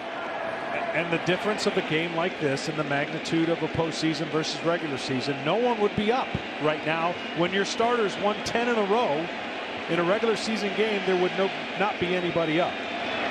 But in this inning, they'll turn the order over for the 3rd time. Yeah, and my point, before this series started for the Yankees, there'll be so much pressure on Aaron Boone on when to go to the pen. It's not if, it's when. They're going to it. And it looks like in this inning, if anybody gets on or there's a possibility for a run scoring situation, that might be it. Cron strikes out. Sanchez is going to have to throw to first, which he does. 7 strikeouts for Paxton, 1 out in the 5th. Well, for Paxton, the reason he has had success and only given up 2 home runs, he's had the ability to get his curveball over when he wants. And when you can get your curveball over and throw enough fastballs for strike, you put a great offensive team on a defensive situation because they don't know what's coming. And no different than that last strikeout. That pitch wasn't even close to the strike zone, but he was able to get a swing and a miss and another strikeout.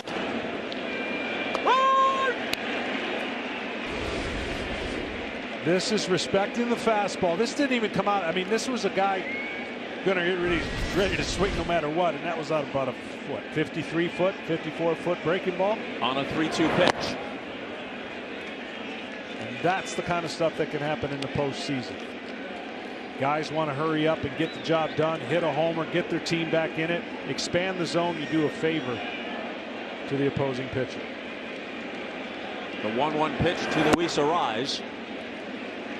Ball 2, and here's Tom.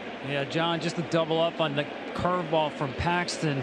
In these last 2 months on this winning streak, he has doubled the rate that he went to that pitch. Now, of course, Larry Rothschild, the pitching coach, had been encouraging to throw the curveball more. He had been up to almost 80% cutters and fastballs, but it took Brian Cashman, the general manager, and the analytics department to give that last push to say, hey, you've got a good breaking ball. You need to use it more. Arise just serves one into left, and Stanton can't make the play. And here's Arise on his way to second. He rounds second, thinks about it, but then slams on the brakes. Well, Stanton is not 100%. Boone told us before the game that he was impressed by the way he was moving in the outfield. A lot of people thought if he was able to come back for October, they'd have to use him as a DH. Starting in left field tonight, unable to snare that ball off the bat of Arise. We got two guys, hitter and fielder, battling out there and not physically perfect. And Arise has been in the center of a lot of it already. You'd think that would be a triple if he was healthy, but then again, maybe if Stanton was a little bit more fleet of foot, he would have got to it. So that's the price you pay when you get to this point, and gutting it up is so important for the Minnesota Twins because they need a guy like Arise in their lineup. Here's Garver, who has struck out twice.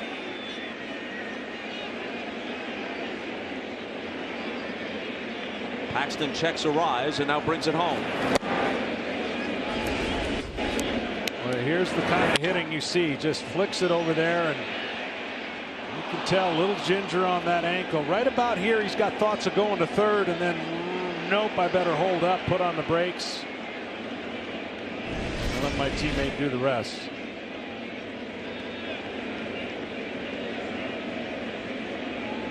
The 1-0 to Garver is in there. Paxton may only have two more hitters. With Cruz coming up, there's no way. That's what you got Ottavino for. Twins are trying to figure out a way to tie up the game before they go into that bullpen. Switch hitter Polanco, who homered in the first, is on deck. And then Cruz, who had a solo homer in the third.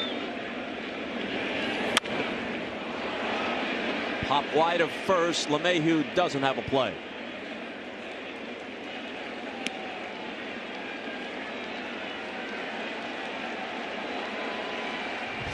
See what Garver has 31 home runs, second most against amongst catchers. But I tell you what, so far Paxton has pitched him brilliantly, elevating the ball, got him to swing and miss.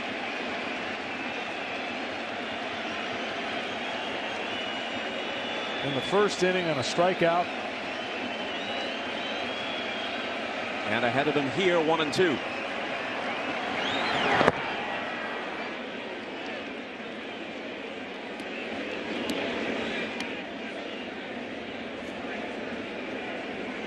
Well, there's the slugging, and obviously the red represents damage.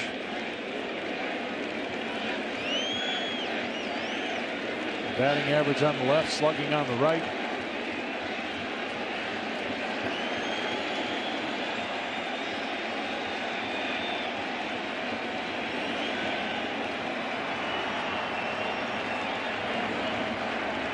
And the 2-2 pitch. Nothing. Full count. It's commonplace now for power hitters to be at the top of lineups. George Springer, Exhibit A with the Astros. Yandy Diaz ambushed Sean Manaea in the wild card game for the Rays against the A's. But for a catcher to hit leadoff, that's not so common. Jason Kendall did it back in the day for the Pirates. Craig Biggio, who of course could play second base as well as catch, went on to the Hall of Fame, played some outfield at one time or another. So maybe he doesn't exactly fit the mold, but he hit leadoff on occasion. But it doesn't happen too often. And there's some evidence to that effect. And for the third time tonight, Paxton fans Garver.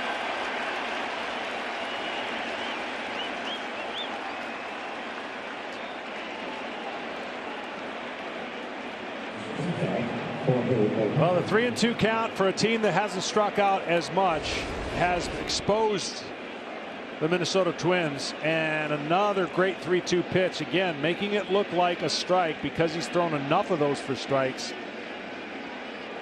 And from the first base camera, you could see the grip on the knuckle curve perfectly. So now he deals with Polanco.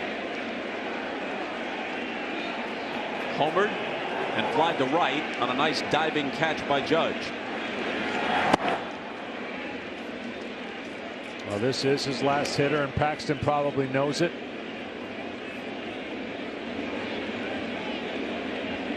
But he just as soon let Aaron Boone make a decision or delay a decision by getting this hitter out to end the inning.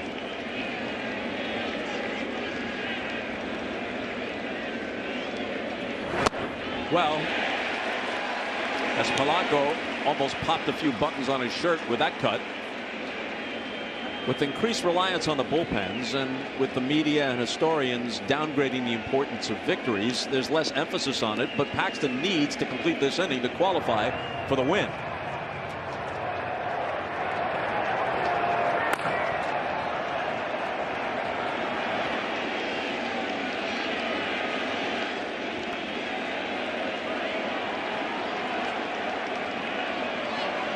And his 1-1 pitch.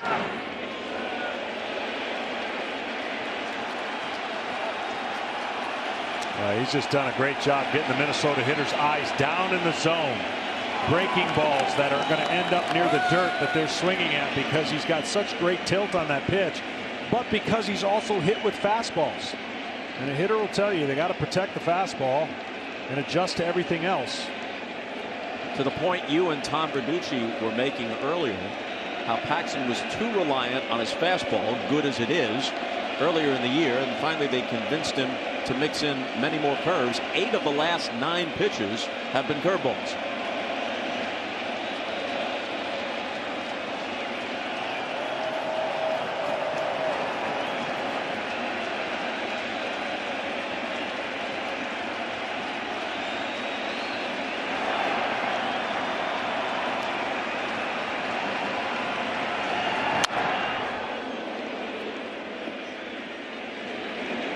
Fastball at 98 that time. There's you see the percentages. He was dealing with fastball cutters and they were all in the same lane. So when he made a mistake, he was getting beat. Now he can change the lane and change the eyes with softer spin. A breaking ball over the cutter. He still possesses the cutter, but the breaking ball is a better change of pace.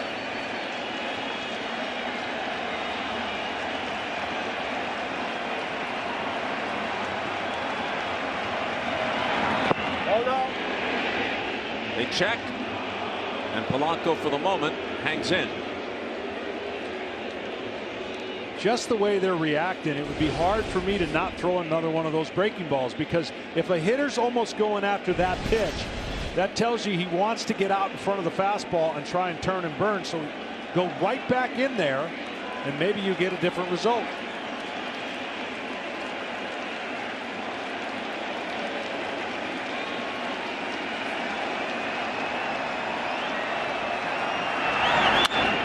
Lined hard but foul. That time he went with the cutter. And the difference is when you throw in a cutter,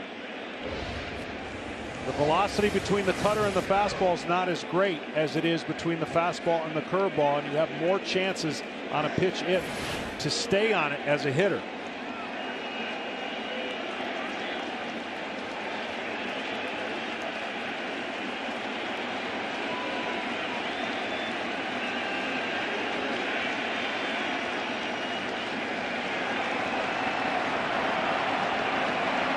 And another 2-2 pitch.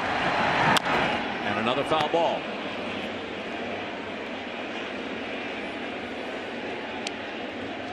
The Twins came into town hoping for a reversal of fortune against the Yanks. We told you about the postseason history. And Rocco Baldelli is the first to say almost none of us have anything to do with that. It has no effect.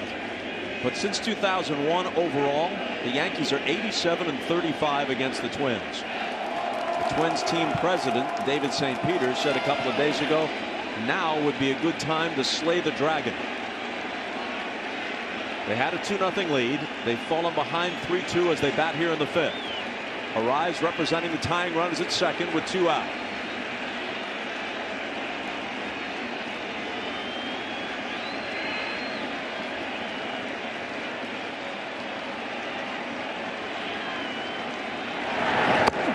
Full count, so Paxton has to work for it if he's going to get out of this inning.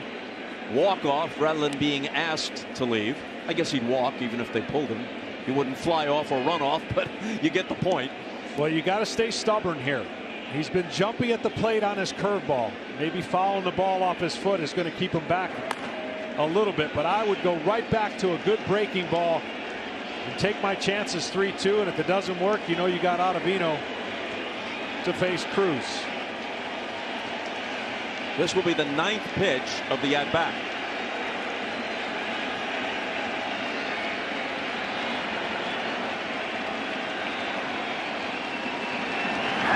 And it's a line drive base hit. Here comes a rise. Waved around third. Stanton fumbles it in left. It's a moot point. He would have scored anyway. Polanco had the solo homer earlier, has his second RBI of the night. And the Twins tie the game at 3, and here comes Boone. Well, he did not throw many bad curveballs tonight, and that one caught center. Unfortunate for Paxton, fortunate for Polanco. This pitch right here, you see the break, and it is right down central.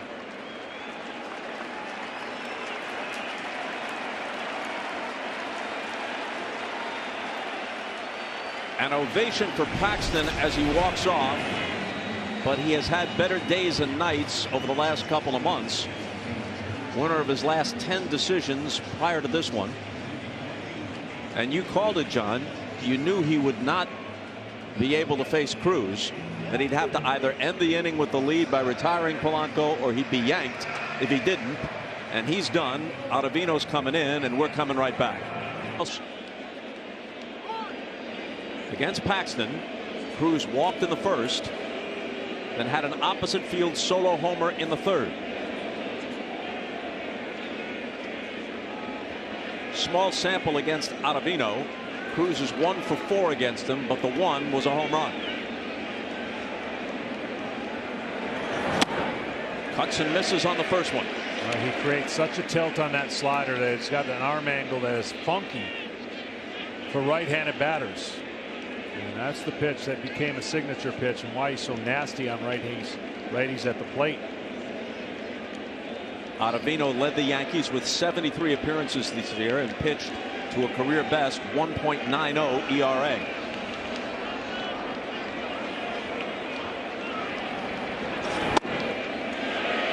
And he's ahead of Cruz 0-2. When you throw across your body, it makes it tough for the right-hander to pick up the ball, and he throws that slot.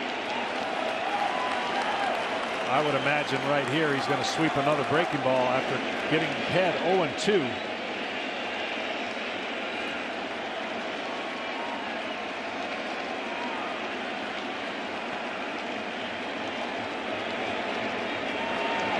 Polanco takes off. Sanchez throws, and it's not in time. Well, that's a bit of a surprise. A, with Cruz at the plate, and B, the Twins don't run at all. They stole 28 bases as a team for the year, and half of those by Byron Buxton, who's out with an injury and not on the roster. Well, with 2 strikes, you think he's throwing a breaking ball. It's a great time to run. Sanchez has a gun, by the way, from behind the plate, but that was stolen on the pitcher.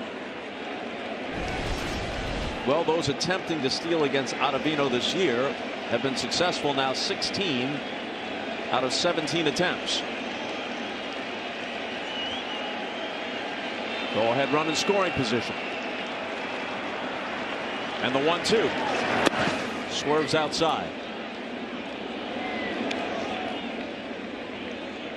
Well, these games, each team knows what's going to happen. It's going to be a long game. There's going to be a lot of big at-bats that you could point back to and say, that was a great at-bat. There's going to be a lot of long innings, and pitchers are trying to make perfect pitches. And there's going to be a lot of pitchers. So that's what makes this series so intriguing.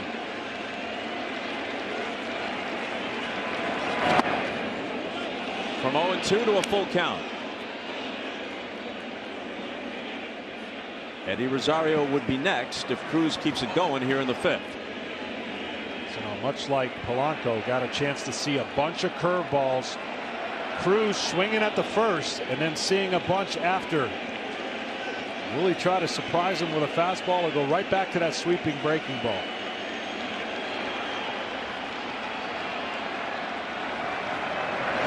Ball out. He went to the breaking ball, but it missed the outside edge. and Cruz heads to first. It's a great at bat, and another point of just why you have to make the pitch with your fastball. And he did, but then just didn't make another slider look close enough for Cruz to swing. So it turns out that Ottavino faces only one man, Cruz. He loses him on the walk. Paxton looking on, hoping the pen can hold it at 3-3. They're going to go to Tommy Kahnle, a right-hander, against the left-handed Eddie Rosario. But Kahnle, with the good changeup, is effective against lefties. We're coming right back. Tommy Kahnle out of the bullpen. His last 11 appearances this season have been rocky, to say the least. An ERA of 9.5 over that span. Power fastball, power changeup.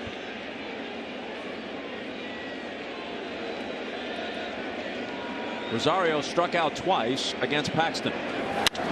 Swings on the first pitch, sends it to center. Gardner has it lined up, and that's that. So it takes Kahnle one pitch to put an end to the inning, but it's an inning in which the Twins score to tie it. He's done extremely well. His last 16 appearances, his ERA was under half a run, 0.47. Aaron Judge starts it against him in the Yankee fifth. He's walked and singled, and he takes a ball. Throws a sinker and a four-seam fastball, two different spins, and a curveball.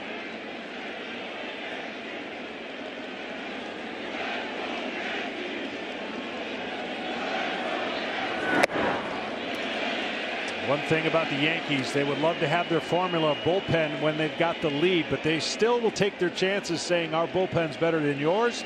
Our offense can squeeze some runs across. Not the ideal situation to have a tie game in the fifth and you're already in your pen, but here's a drive to deep left, down the line, and a foul ball. Encarnacion barely missed one earlier. Judge came close this time. Well, Judge is known for staying in center to right center in most of his homers, but he turned on this one, and this is the second close call for the Yankees.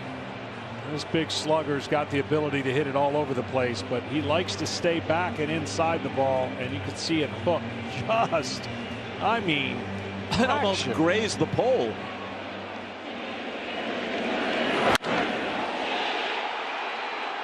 Judge knew it had the distance. Just a question of direction. 3-1.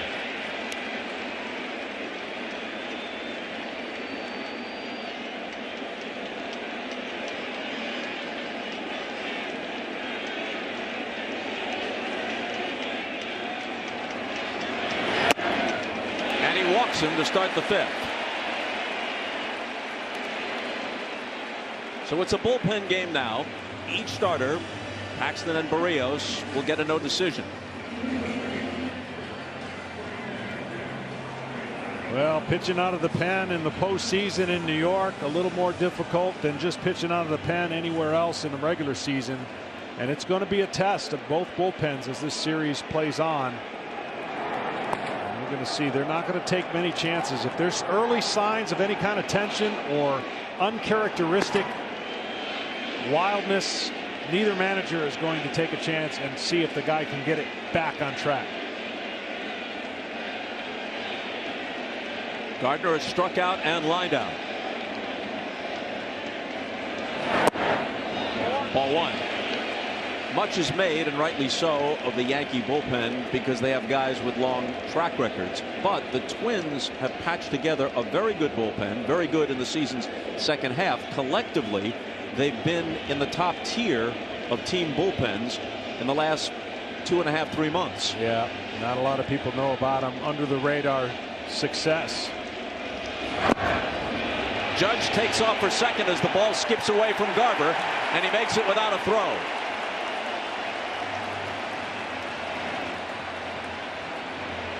So he's at second with nobody out.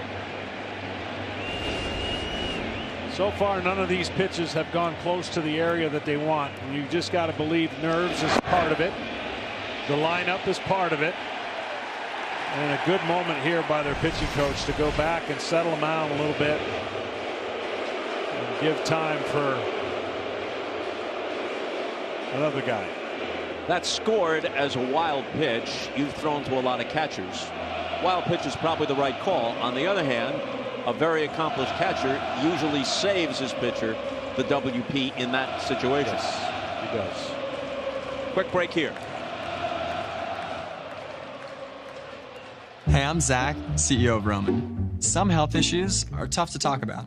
With Roman, you can go online, chat with a physician, and if treatment is right for you, we'll ship genuine medication right to your door. Let's take care of it. Well, here's the tough situation now for the Twins. When you got a guy that can pull the ball as good as Brett Gardner does, you almost think that he's got a high likelihood to get Judge over to third.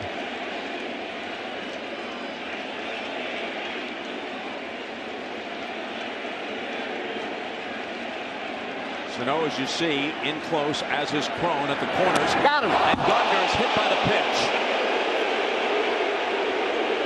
So Littell comes in, walks Judge, uncorks a wild pitch, and then plunks Gardner.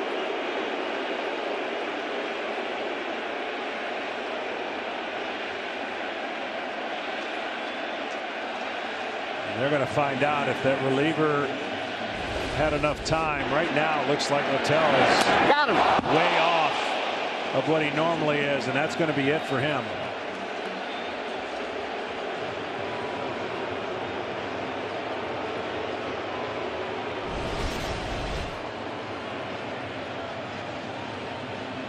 Baltelli takes the ball, and Littell takes a walk off the mound. And we take another quick break. Appearance of the regular season. Tyler had thrown 23 2/3 consecutive scoreless innings. So apart from that Soler homer, he finished the regular season in fine fashion. Here he is in a tough spot. 2 on, nobody out, bottom of the 5th. Encarnacion, who doubled twice off Barrios, is at the plate. Primarily fastball slider guy, and I think a lot of sliders here to Encarnacion.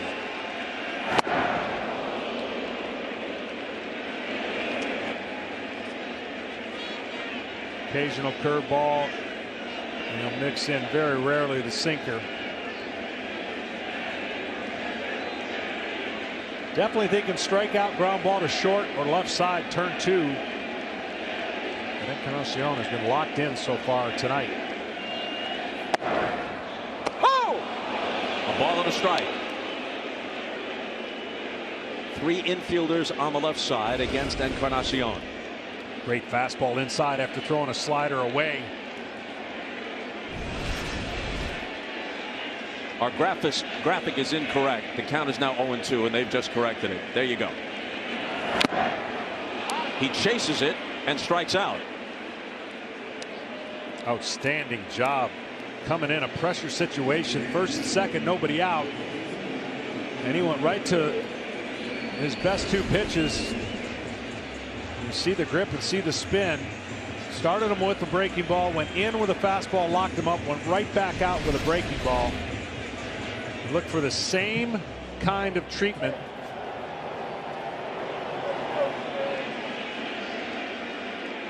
For Stanton. Out on a soft ground ball and a close play at first, in the first, and then walked in the third.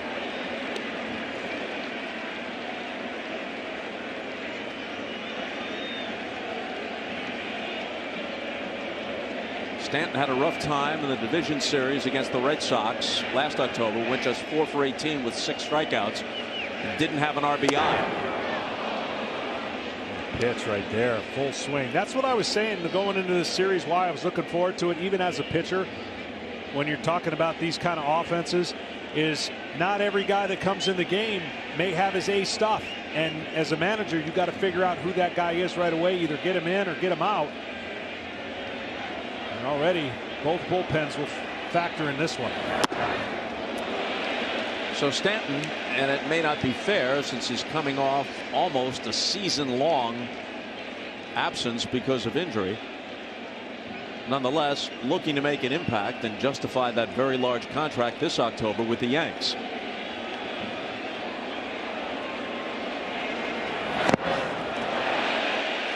Well, with the exception of the 3-0 swing, he's actually had some pretty good approach to the pitching that he hasn't been locked in all year. Missed a great portion of the year. And of course, Torres waiting on deck. Would love to be up with the bases loaded.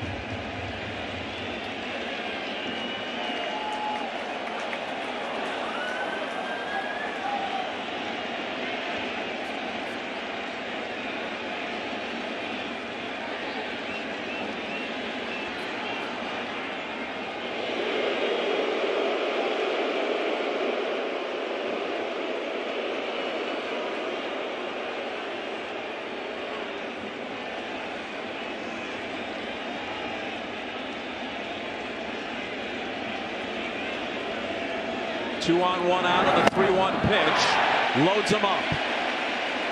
So the bases are loaded on a pair of walks and a hit batter.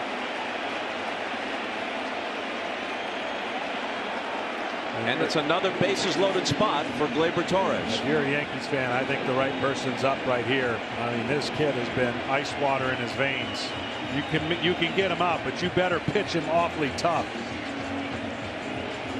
38 homers on the year, 90 RBIs, and runners in scoring position, one of the team's best. Over the last couple years, he has been clutch.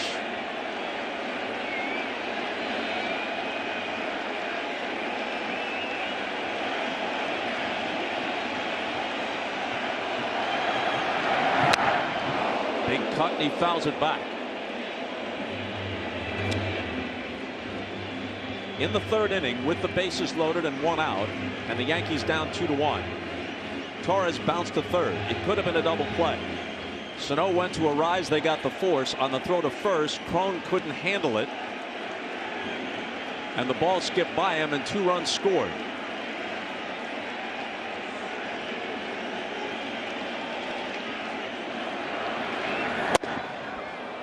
Oh! 0-2. Great pitches out of the gate. Bases loaded. He comes after him with a fastball. Torres just misses. It looks like Torres was a little bit in between on that pitch, thinking breaking ball's coming, and he dotted a fastball away. Where Cron's playing, he's going to have to sprint to first if there's a chance for a double play. He's in close, but way off the bag. 1-2.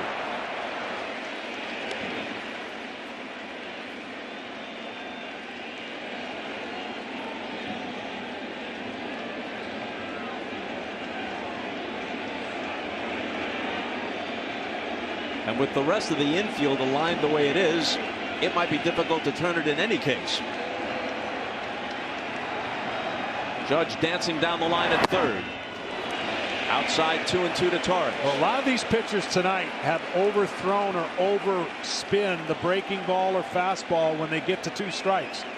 We've seen some get to 2 strikes relatively quickly and then have a hard time against these lineups putting away that put-out pitch. Now, bases loaded 2-2. You're telling yourself as a pitcher, I have to make my best pitch right now. Cannot get to 3-2. Oh, but he does. It's a great pitch and a great take just off the plate. Wow, what a take. This pitch right here could have gone either way. Off the plate, 2 inches.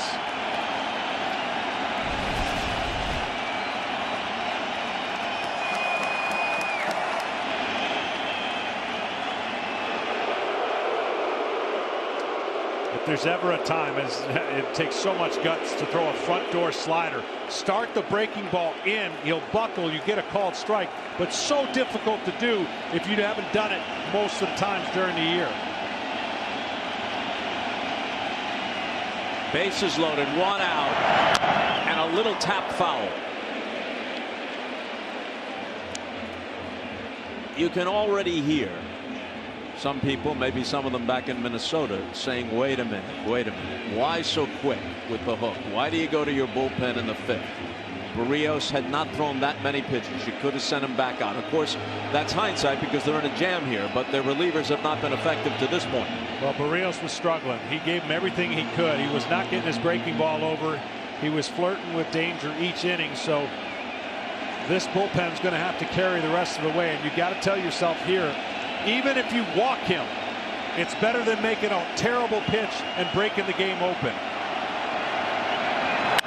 Hit hard and by Sano and down the line. It's off his glove. It ricochets back into fair territory. 2-run score. Torres pulls up at second with a double. And the Yankees go in front 5-3.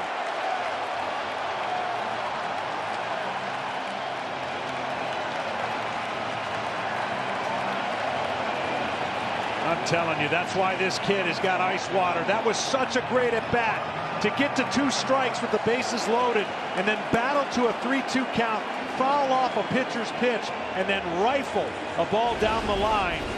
This is classic Gleyber Torres. I told you he's got that aggressive control swing. Well, this swing right here, he's been a part of the 5 runs for the Yankees by putting it in play twice now with the bases loaded. Once getting rewarded for a hit, the other time a play that wasn't made. Now with Sanchez at the plate, the infield creeps in.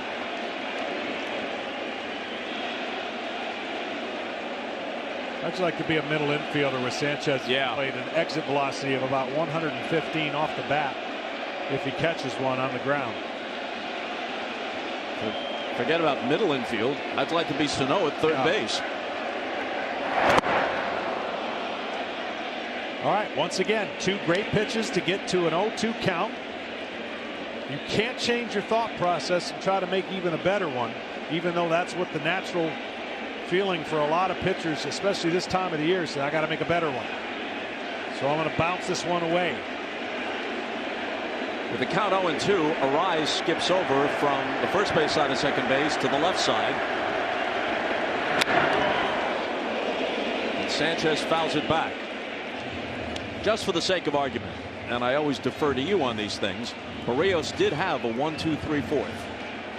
He did, but he had to exhaust a lot of energy in all of his pitches, and at this point, what I was looking at, and I'm sure what they were looking at, his breaking ball was not vintage, and when your breaking ball's not vintage, you're kind of reduced to fastballs, and these Yankee hitters feast off of fastballs. A few Twin fans, as you see, sprinkled them in the crowd, and that one's fouled back. Wow, Sanchez swing got him. Concern from a fellow catcher.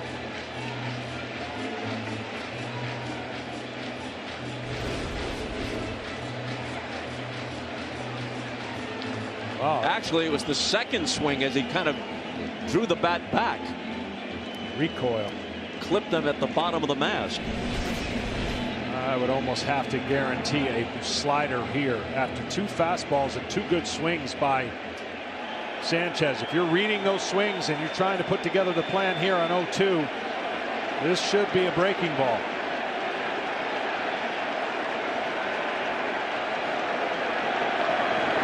Nothing.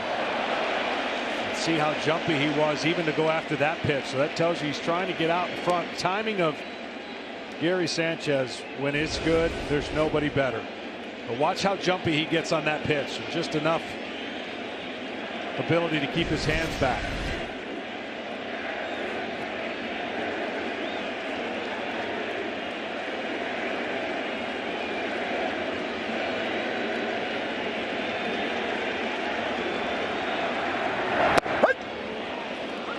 And a called strike 3.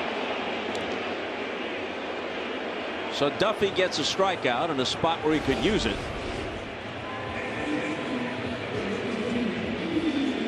Dropping the slider in there and finishing Sanchez.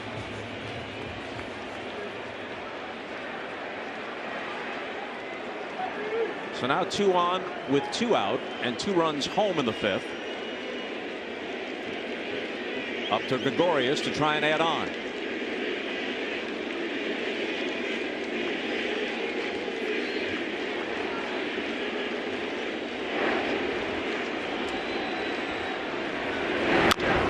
Bouncing ball foul. Here's Tom. Bob, there are some players, no matter how much experience they may lack, no matter how young they may be, who love to hit in big spots. Gleyber Torres is one of those players. He told me actually he's been that way his whole life, and it's harder for him to concentrate when the bases are empty. He said, I love it when I see runners out there on base, and he did it yet again. And he's proven it time and time again. And this just his second season. Tip it. It tipped the ball. Manny Gonzalez says that Gregorius inadvertently got a piece of it. That makes it 0-2.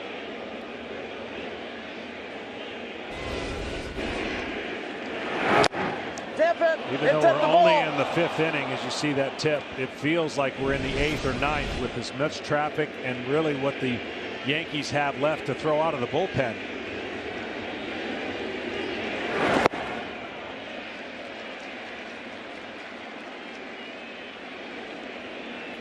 These lineups just make you work for everything, and so far it's been the Yankees who have had better at bats in deeper counts than the Minnesota Twins. Surprisingly, they have expanded the zone on even a lot of 3 and 2 counts, uncharacteristically.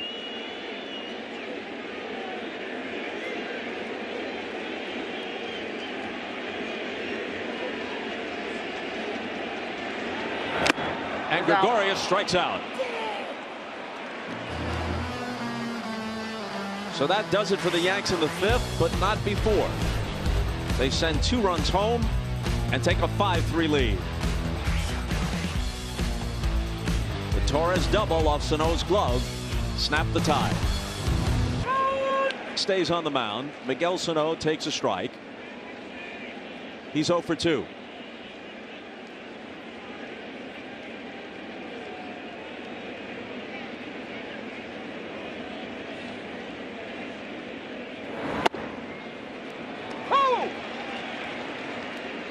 You know, you look in these 2 dugouts.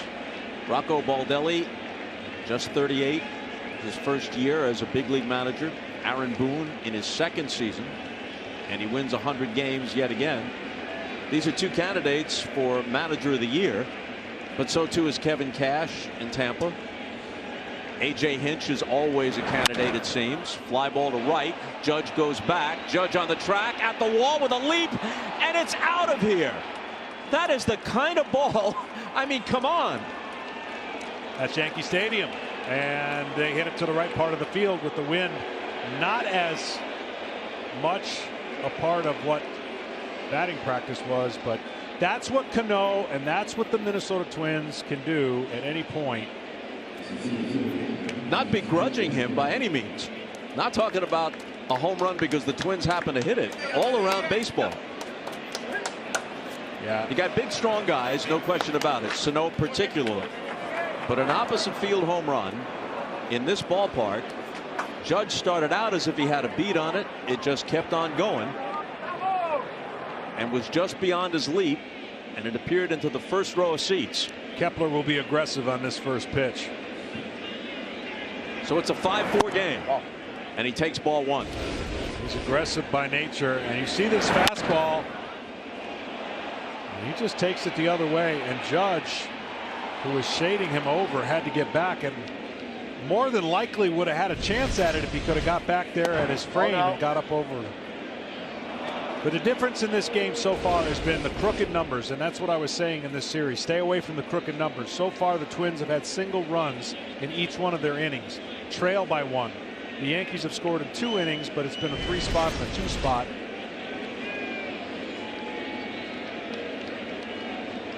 Three solo homers for the team that led the majors in that department, although barely. 307 to the Yankees 306.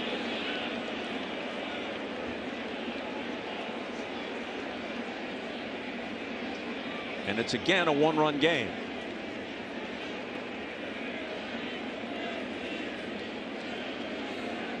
The 3-0 pitch.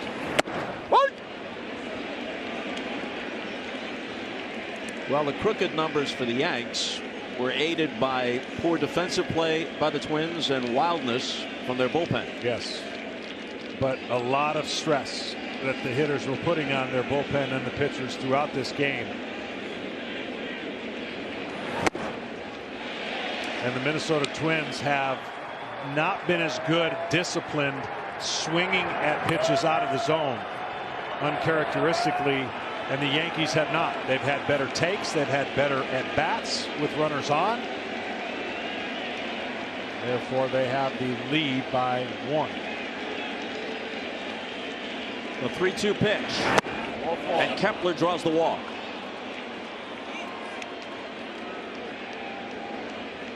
It'll sound like a broken record, but it is going to be. There is need for so much patience on each side of the club because their offense can get you back in the game. You just can't have a huge separation, and the patience for each manager is being tested right away by this first game, which is only in the 6th inning but feels like it's in the 8th or 9th based on the bullpen already taking over. Playing out exactly what I had hoped and anticipated this series would be from a standpoint of stress, tension, and who's going to step up and make the pitch or get the big hit.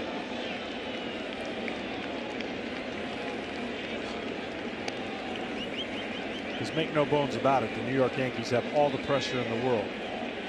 And they want to be able to flex their muscles and make Minnesota feel uncomfortable throughout this series in every facet. So far, been a pretty good test of what Minnesota's done all year.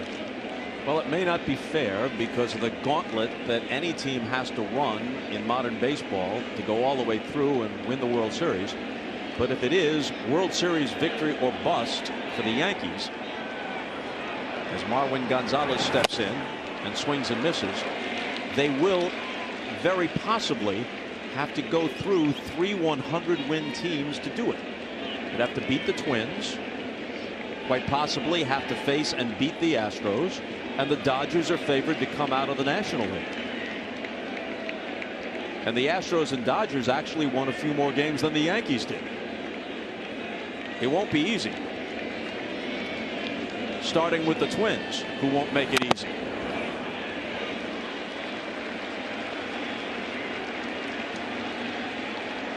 Well, this crowd's been into it. They know that might be a long game. As long as they see a win, they don't care.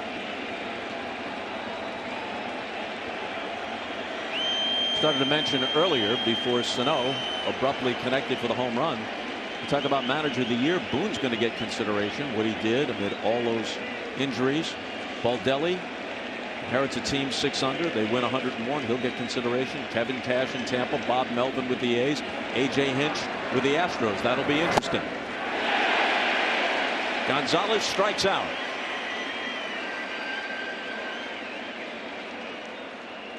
And that's all that Boone wants from Kahnle. Well, I hope Boone's got some comfortable shoes this series because he's going to be making that trip a lot to the mound. Yeah. Back to the dugout.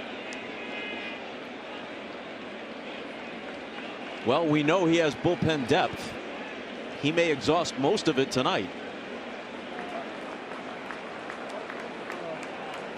Back after this. Chad Green of a battalion of Yankee relievers.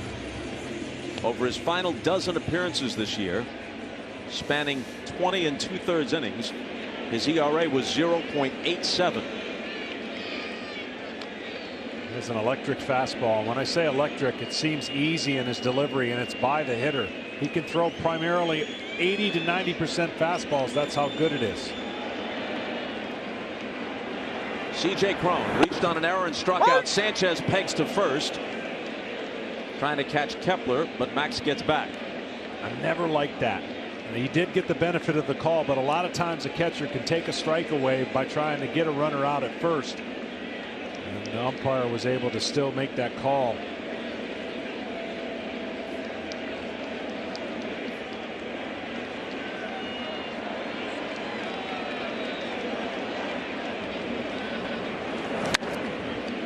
Oh, 0-2.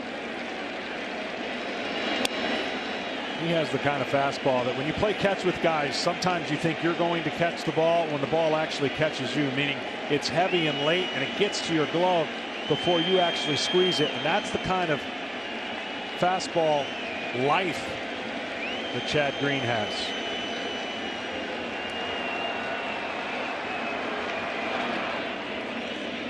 We asked Aaron Boone before the game if this series goes as far as 4 games, would he consider using Chad Green as an opener, as he has several times this year? He said yes, he would. We could also use Jay Happ that way, possibly in a game 4. He's already said that he'll go with Masahiro Tanaka, who has a good postseason history, in game 2 tomorrow, and then Luis Severino, who has looked good in his September appearances after being on the injured list prior to that all season long. Severino will get the ball in game 3.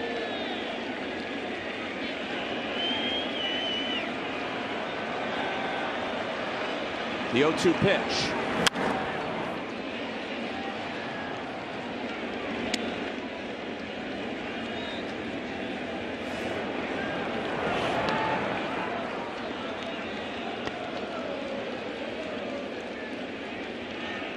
Grown 100 points higher against left-handed pitchers than right-handed pitchers. So definitely he would have preferred a lefty on the mound, trying to battle this fastball right now.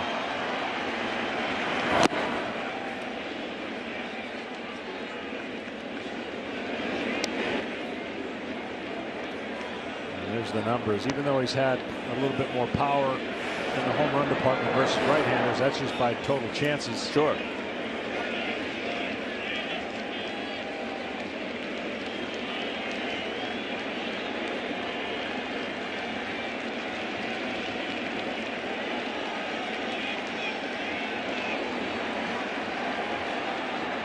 Kepler goes. Here's a ball that hugs the line. Sanchez picks it up while it's still a fair ball and throws Cron out.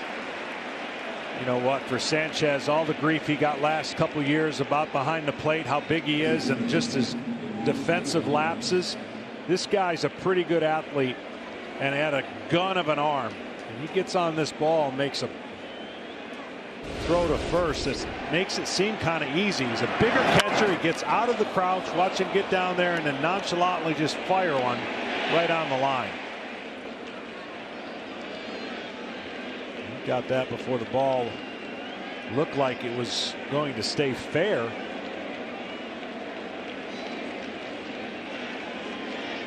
So Kepler, who was running on the pitch anyway, winds up at second with 2 out. And here's a rise. Who's hit into a double play and double. Now this will be a great matchup. He got the call, benefit of the call. It looked like it was off the plate, fastball away, just off the plate. But this is a guy whose eye is so good and his bat skills are so good against fastballs.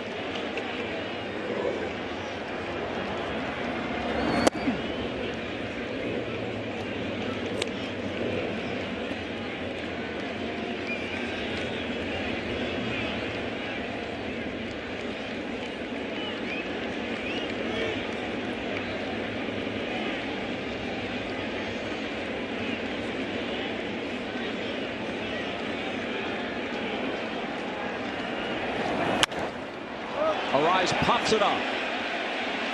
Urshela puts an end to the Twins' 6th.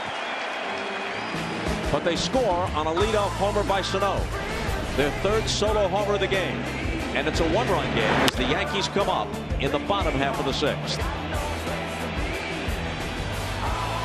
We are baseball, and baseball is us.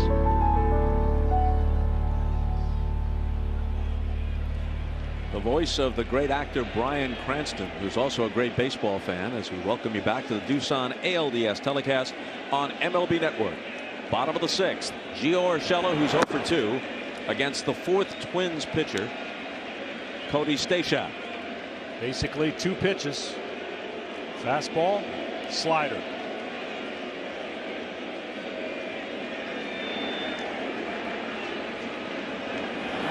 Well, this is a baseball 2019 game. We're just in the bottom of the 6th. Each team has used 4 pitchers, so a total of 8 pitchers in the game. 3 home runs, all of them in this case by the Twins. There have been 8 walks and 18 total strikeouts. And we're not yet 2/3 of the way through.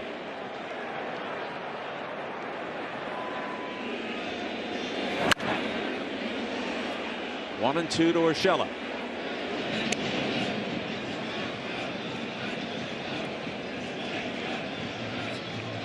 Well, going into this game, watching each pitcher navigate the opposing lineup.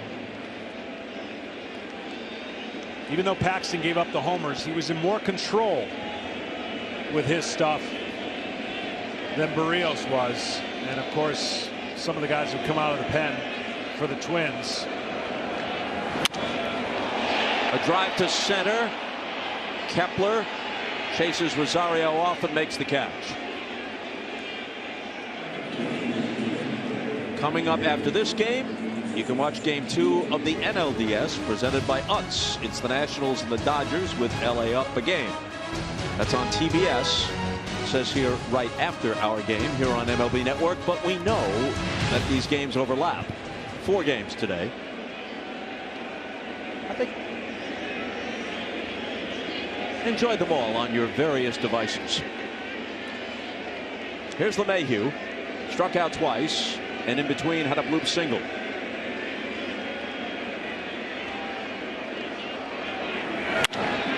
Hits it hard and deep to left center field, back near the bullpen, and that ball is gone.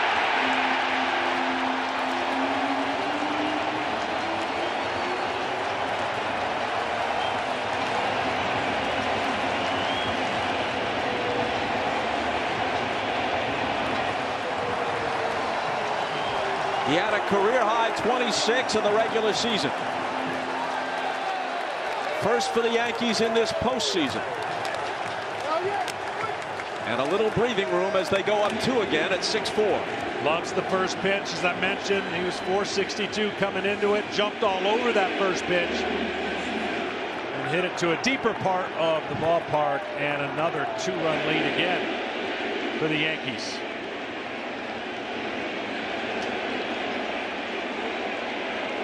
Aaron Judge has a single and a pair of walks.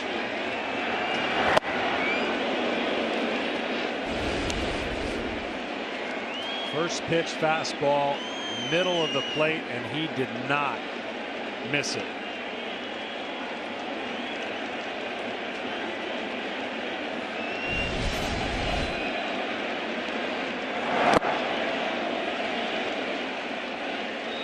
Stashak ambushed by LeMahieu on the mound at Yankee Stadium.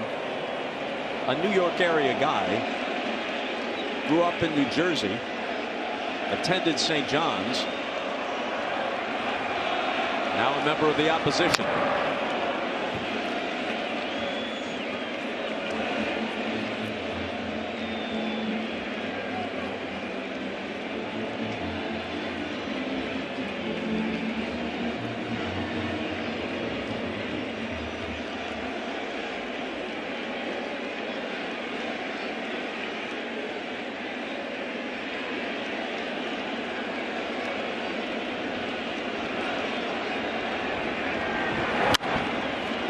That's out of play. LeMahieu has provided plenty of excitement, but almost no personal drama. No histrionics from him at all, just performance. You won't get much out of him. Very laid back. Where he talks about just low key. The DJ is for David John LeMahieu. One of your taller middle infielders, if you will.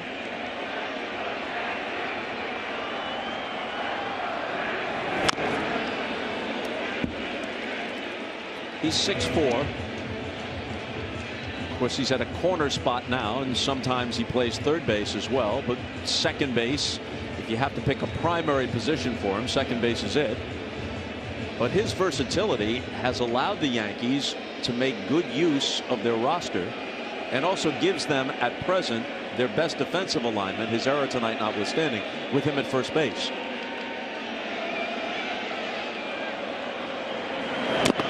Ball. 3 Gold Gloves during his time with the Rockies.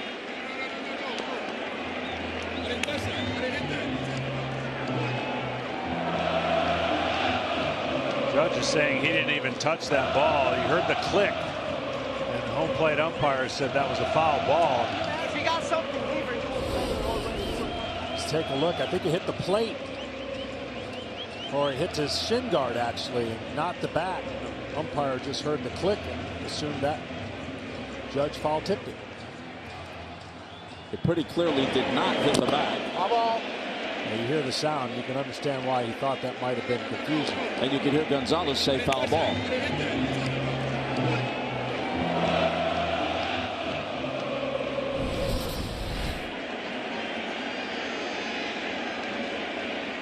It's not a reviewable play, just a discussion. The count is 1-2. A very high fly ball down the left field line, all the way out from shortstop. Goes Polanco, but then eventually Gonzalez comes in from left to make the catch. Talk about some range. Now it was up there for an eternity, but still. That was a mammoth fly ball that Gonzalez had it the whole time. You're right. He goes, I'm going to make sure. Look at the distance he covers. Now, even had he gotten there, and he could have, it would have been more difficult for him, the angle he was taking. Gonzalez coming straight in.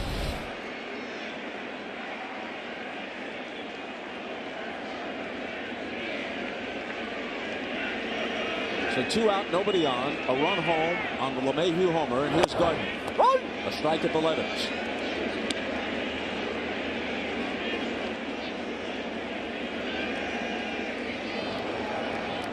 28 home runs. Career high at age 36.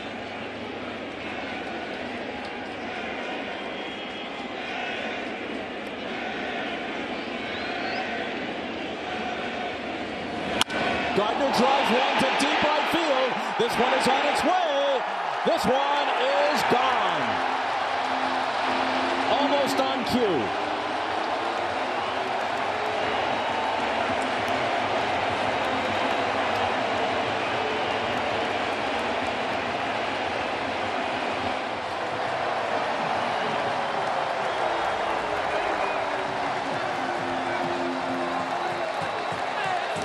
Solo homers in the game. The first 3 for the Twins, the last 2 for the Yanks.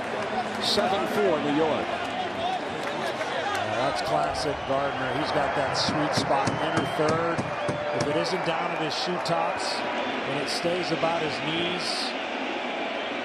Strong little guy. Don't be confused by his size.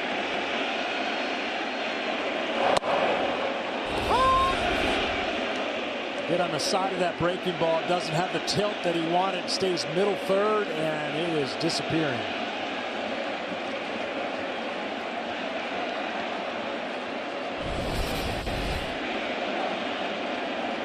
The 0-1 now to Encarnacion. Not taking anything away from Gardner's performance or anyone else's, and Gardner has many other virtues as a player besides his newfound power.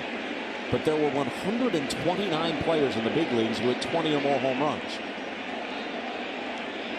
He had 28. That's close to 30. There were 58 guys who had 30 or more this year. So everything takes place in a certain context. And this year's context in the big leagues, some would say, is somewhat out of whack. Yeah, it definitely is. Brought a lot of conversation to the subject of how do you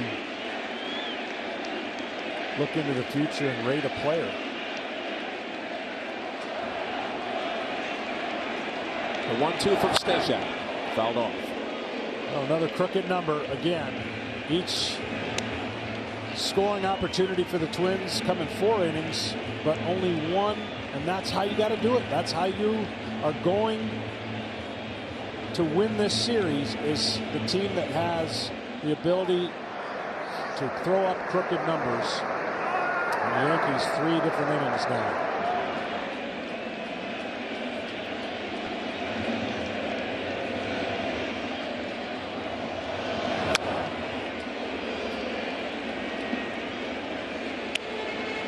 Two out, nobody on, 2 runs home in the Yankee 6th.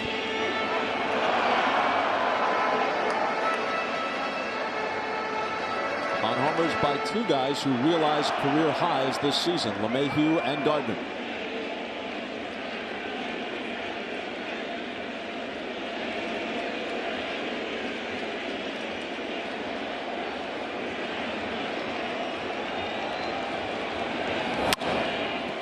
Encarnacion reaches for it, pokes it into foul territory. Cron has room and makes the catch.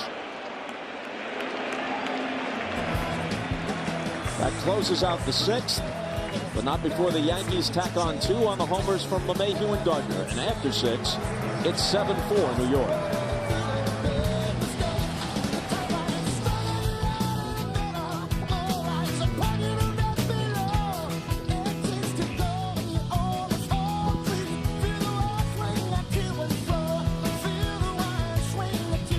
Statcast.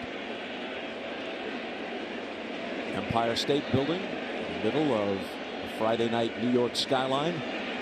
Zach Britton out of the bullpen. Mitch Garver to the plate to start the 7th. One of the best sinkers you're ever going to see, and usually the first pitch might be the best you get. After that, he works down, makes the pitch look like a strike, and then disappears down out of the zone. Ground ball, ground ball, ground ball. Garver struck out 3 times tonight. So Britton being used here in the 7th. The usual plan is the 8th for him.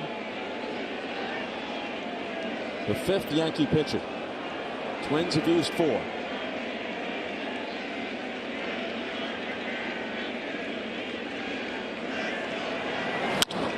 A comebacker. Snared by Britton. And there's the first out of the 7th. Well, in this game, it has been brutal on pitchers. And there's only been 3 outs on 2 pitches or less in this at-bat, in this game. That just tells you the grind that the opposing hitters put on the opposing pitchers. And going to be one of those games you look back and go, game 1s are so important in a best of 5. You could just see why Aaron Boone is managing it the way it is. Because percentage-wise, you win game 1, you're a heavy favorite to win the series. Historically, more than 70% of the time in a best of 5, the game 1 winner wins the series. And given the history between the Yankees and the Twins in October, that perhaps looms even larger.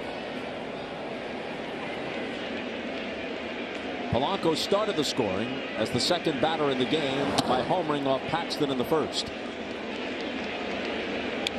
He later had an RBI single in the 5th.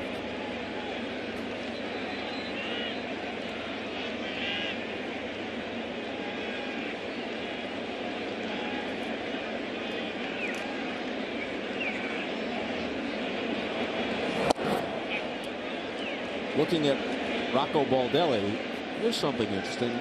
With the managerial openings, naturally you hear names like Joe Madden and Joe Girardi and Buck Showalter.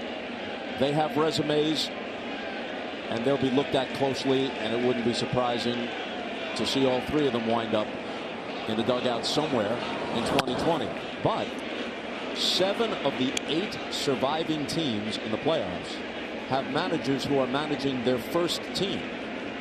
Baldelli in his first year. A.J. Hinch, when just in his mid-30s, managed the Diamondbacks for a couple of years before resurfacing in Houston, where he's had such great success. So the Astros are his second team. So as much as we value experience and accomplishment, guys like Boone have done it right out of the box, and so too has Baldelli. Polanco walks.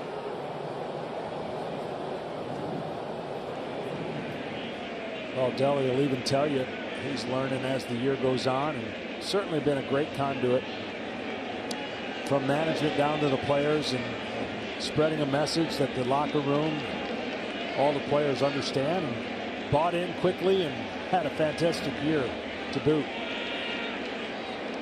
Nelson Cruz, he's walked twice and homered. His 17th career postseason home run. In 2011 with Texas, some fans may remember, Cruz would like to forget, that he wasn't able to catch the ball off David Freese's bat in Game 6 in St. Louis that would have ended the series. It turned into a triple that tied the game in the bottom of the 9th, and Freese won it in the 11th with a home run. The Cardinals won Game 7, and the Rangers had their hearts broken. But in that postseason, Cruz was the MVP of the ALCS against the Tigers, and all told, Division Series, LCS World Series, he had 8 total home runs. He's a beast, and right now he's showing a good eye, because that's the only Achilles heel of Zach Britton. He can lose that sinker from time to time if the hitter doesn't fish for it. Britton's 2-0 pitch is a strike. A guy like Britton, when he throws that sinker, if you try to pull it, it's a ground ball double play. But Cruz is so good to center, right center, all over the plate. If you stay inside and go the other way, you got a better chance to handle that sinker from a left-hander than if you're trying to lift it, pull it.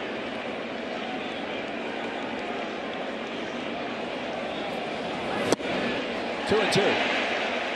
Let's see if we can put that graphic back up.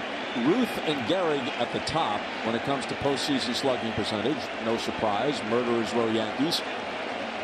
There's Cruz. George Springer had 5 home runs a couple of years ago in the World Series for the Astros, MVP of the series. But Lenny Dykstra makes his way in there at 661. The Mets and the Phillies. The 2-2. Struck him out.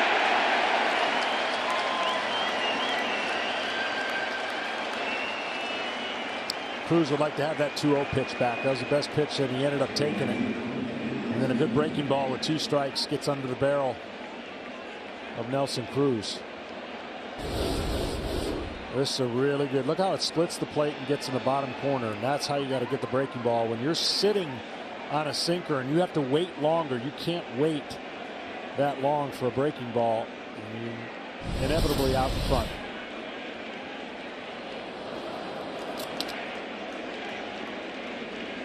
Now as the Twins try and get back in this one, it's up to Rosario, who struck out twice and lined to center.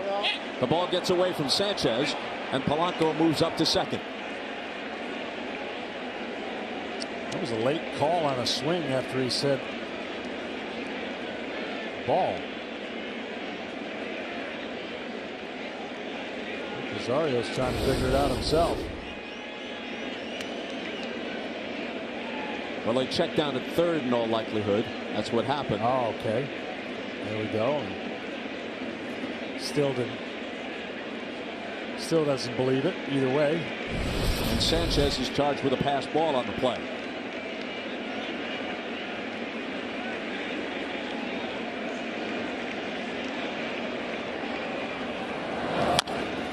Rosario taps one up the first base line, but it trickles foul.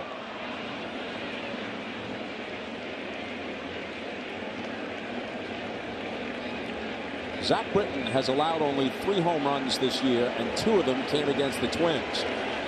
Nelson Cruz got 1 of them. He just disposed of Cruz on a strikeout. Miguel Sano got the other. Sano waits on deck.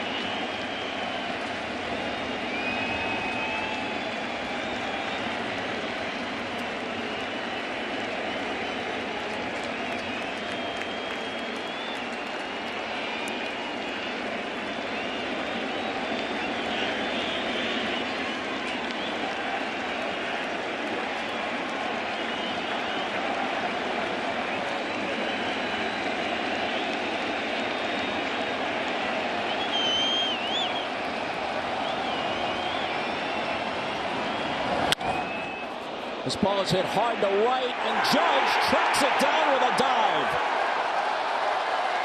Rosario is robbed. Big smile from big Aaron Judge. Rosario looking out toward right field saying, what do I got to do to knock one home here? Judge turns the Twins away. And as they stretch in the Bronx, the Yankees still lead it 7-4.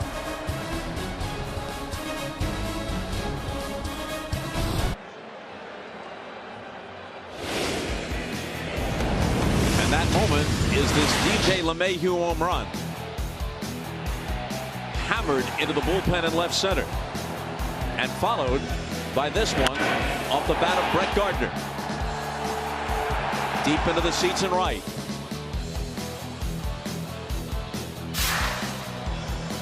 Combined, they give the Yankees a 7-4 lead.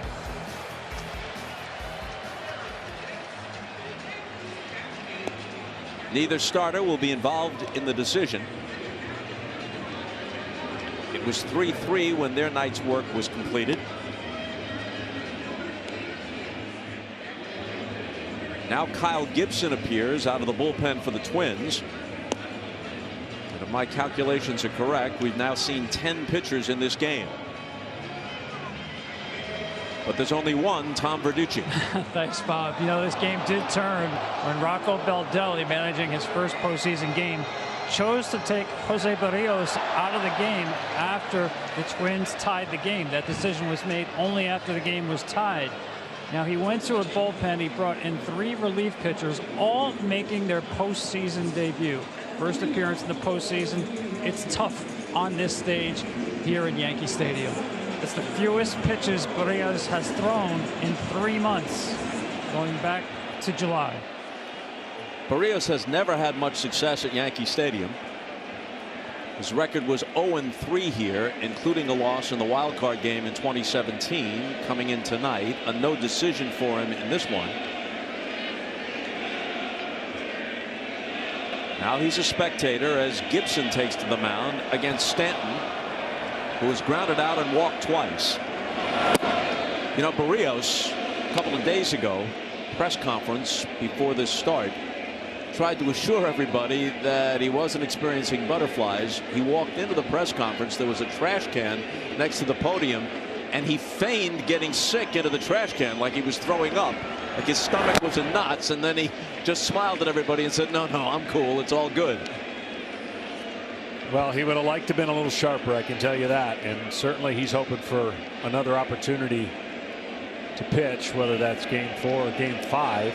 Maybe his stomach's in knots now. It always is when you're not having any effect on the game. Stanton takes a strike, 2-1. Gibson, prototypical starter, but he's pitching out of the pen. He's had some illnesses and that have cut him short here, but 5-pitch pitcher trying to maybe finish this game out of the pen for the Twins. Inside 3-1. Gibson is in his 7th big league season, but he's been hampered all season, as you said, by gastrointestinal issues. He had a bout with E. coli that he picked up on a mission trip to Haiti and the Dominican Republic last winter. He's listed at 215. He's been about 20 pounds below that for a good portion of this season. Oh! Stanton thought he had the walk. Instead, it's a full count. Stanton has actually had some pretty good at-bats without anything to really show for it other than a couple walks. The theme of the night, 3-2 pitch. Seems like it's been on every hitter for the Yankees.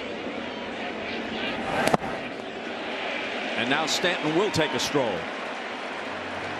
Coming into this series, if the pitchers didn't control the count and get some easy outs early or get out in front, this is what they were going to be faced with. And every time a runner gets on in the postseason, it seems like there's multiple runners on because the crowd gets into it. Every hitter doesn't, there's not a hitter that wastes an at bat. And so the attention to detail is so much greater. And you're trying to plug away here out of the pen against this lineup. If you're not ahead of the Yankee hitters, you're going to be fighting for your life. So Stanton is removed and Cameron Maybin comes in to pinch run. Maybin was an early season pickup and it seemed like a stopgap. He's a guy who's been all around. That old Johnny Cash song, I've Been Everywhere, Man. Maybin should be able to sing it because he has been just about everywhere around the big leagues. And it looked like he would be in New York for just a short period of time, but he played so well and he's such an energizing and appealing clubhouse presence that he worked his way into the mix. And he's on the division series roster. That was not assured. There were some tough decisions to make. The injuries, however, to Mike Tauchman and Aaron Hicks that leave them unavailable opened up a spot for Maybin, and he's a valuable guy. Good defensive player, can hit a little bit, maybe more than a little bit, was around 300 much of this season, and he can run. Well, what Aaron Boone's hoping happens is Stanton gets locked in at the plate somehow, and then he replaces him with the defensive replacement late in the game to lock down a victory.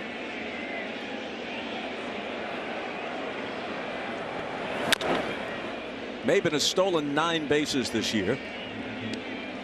Neither one of these teams runs all that much. Brett Gardner has swiped 10 for the Yanks. Tyler Wade, who's on the Yankee bench, 7 for 7 this year. Each team comes into this series with a dozen pitchers and 4 bench players.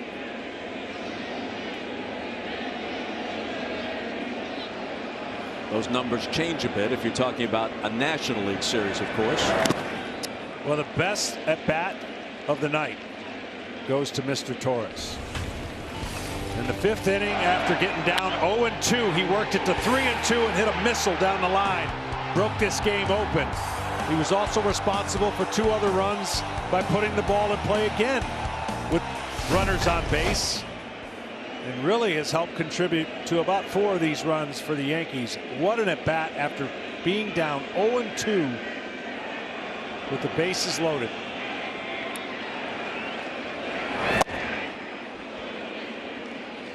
So see that swing? See that swing right there? Yeah, I saw it. That's the aggressive control. Now he will not have that swing with 2 strikes, but he'll still hit with power with 2 strikes. He won't sacrifice that much. He sells out for pitches that he thinks he's going to do damage to, and then with 2 strikes, he has an ability to find the baseball more times than not.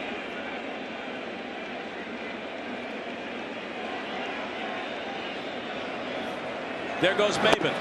Here's the throw from Garver. Maben swipes it.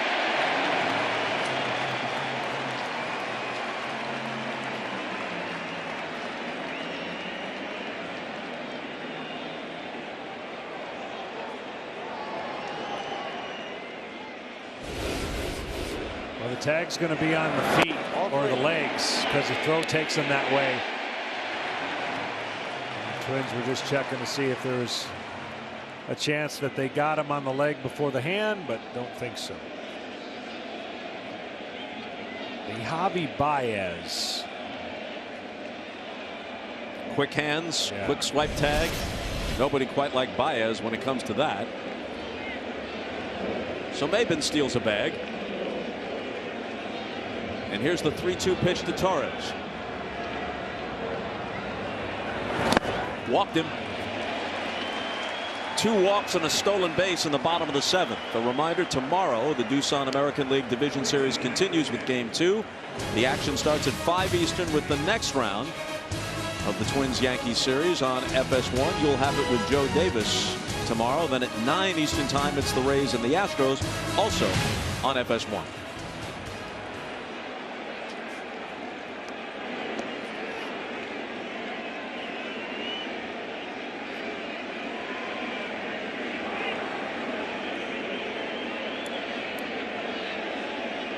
Sanchez, typical of this night in a certain sense, has walked once and struck out twice.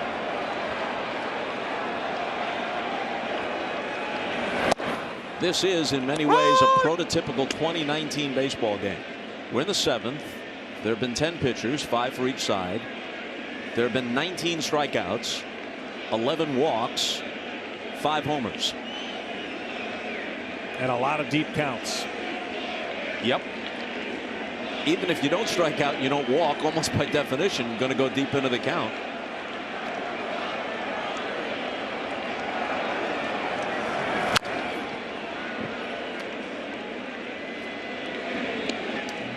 Sanchez not as good as runners in scoring position as most of his teammates. Still with some power, though. 9 homers in this situation, and he was trying to break this game wide open with one of those swings there, and now have to fight off with 2 strikes. My point being, that many strikeouts, that many walks, there have to be a whole lot of counts that come close to a strikeout or walk. The 0-2 to Sanchez. You saw the running clock a moment ago, and that's something else. It's typical and even more accentuated in the postseason, it seems. This is going to be a 4-hour game.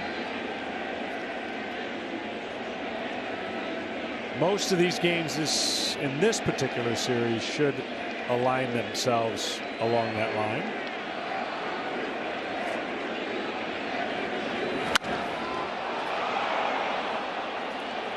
I mean, basically, you know, we've never seen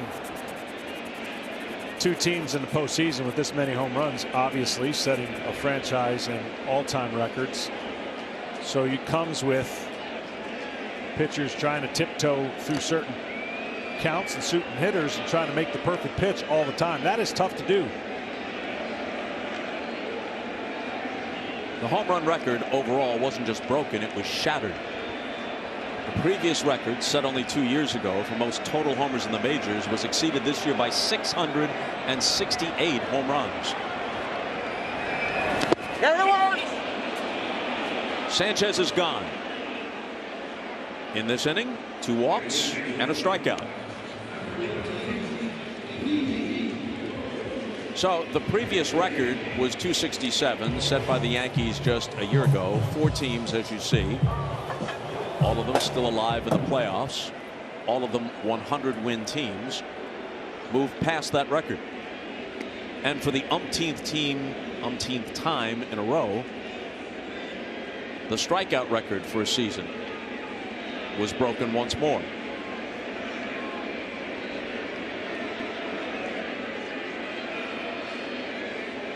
Gregorius is hitless in 3 at-bats, with a pair of strikeouts mixed in.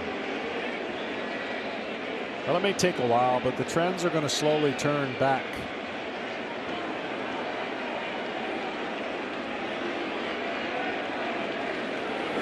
Ball now. All right.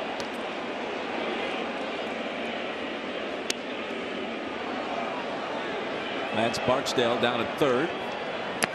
Confirmed that it was a strike.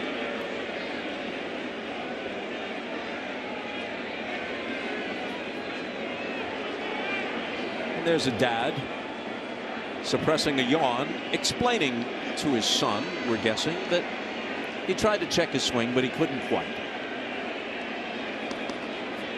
Nice father-son baseball moment.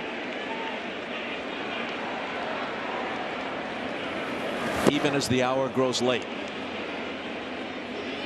It's a Friday night. There's no school tomorrow. It might be dad who's battling sleep more so than the kid. Yankee fans are feeling really good about this team and this team's chances because of what they possess. Tonight's a good example of just how they grind out at bats and how their bullpen can basically shut you down. And the Twins came in here knowing what their task was and knowing that they had to get some stellar pitching, which they've been doing the last 2 months. Just tonight's been a little bit more of a grind.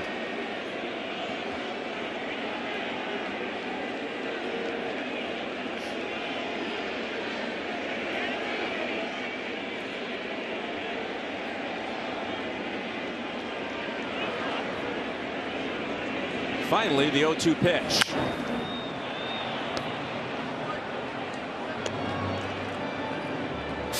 When you think about these offenses, I tell you what, it's like facing an all-star team. And they're basically kind of mirror images of each other. You see the slugging, of course. The Twins have a higher average, don't strike out as much. And the runs scored, they're 1-2. So this was going to be one of those battles. I still think the little things are going to make the difference. And so far, the Yankees have done the little things in this game. Win the count battle, especially 3-2. Walk when they're giving it to you. Put the ball in play when you need to. And, of course, hit some home runs, which both teams have done. So the Twins barely edged the Yankees in the home run department. The Yankees only by a few runs edged them in total runs scored. Twins were second. Yanks were third in team slugging percentage. The Astros were first overall, but again, it was close.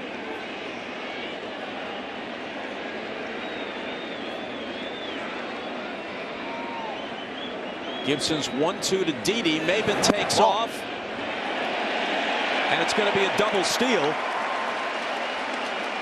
Maben on the front end and Torres behind him.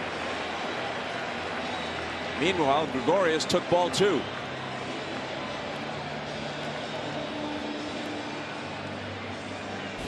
I always felt this is a missing component in our game, and the Yankees are throwing some old school at you. They're up, and they're trying to create more pressure. Kyle Gibson worried about the hitter in the count and not paying attention to the runners. Aaron Boone's looking to break this thing open, and he can change his philosophy of who he pitches in the last 2 innings if he does that. So 3 steals in the inning. And the infield has to come in.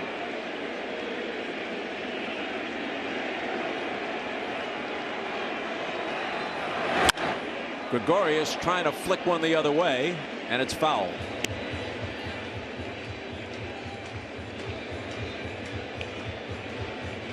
So after Stanton walked to start the inning, Maben ran for him. He stole second. Torres walked. Then on a double steal, Maben swipes third, and Torres behind him takes second. And Happ has thrown 60 pitches warming up for a bullpen. He may be coming in depending on the score.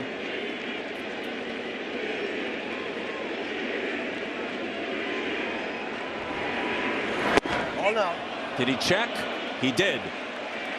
And there, Mr. Smoltz, is yet another full count. And the Yankees have done a great job. They really have. They have taken the strike zone and shrunk it down, have not expanded the zone and gotten too crazy with pitches out of the zone. They've created another count where typically Minnesota has not won the 3-2 count, and the Yankees have.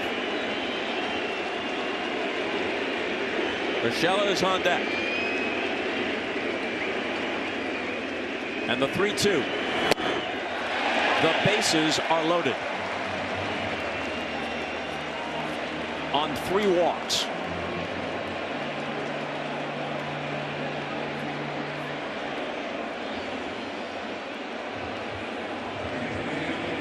It goes without saying. You've devoted your life to this game. You're in the Hall of Fame. There's nowhere we would rather be. We love baseball under any circumstances. The least enjoyable game is still enjoyable in and of itself. But if we're talking about pace of play, if that's a concern, and it's recognized as a concern, here you have an inning with 3 walks and a strikeout. We're going to have a 4-hour game. It is a postseason game. There is a terrific atmosphere at Yankee Stadium. There have been 5 home runs, and in and of itself, those homers are not a problem. People like to see that. But the ball has not been in play in this inning.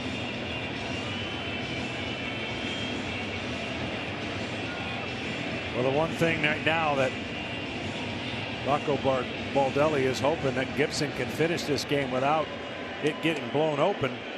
Urshela so good with runners in scoring position. With the bases loaded, he's hitting .626.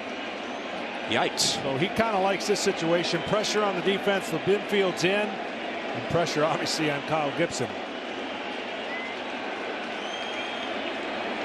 So with the bases loaded, the infield in. The difference, of course, it's a force play at the plate. And there's strike 1.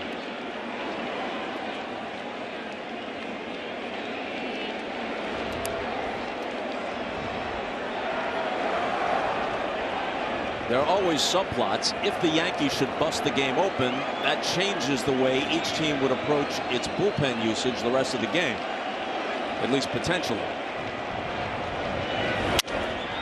Sounded like a broken bat. It's a pop into shallow center. Kepler comes in. He makes the catch. Maben bluffs the go, but he's going to hold.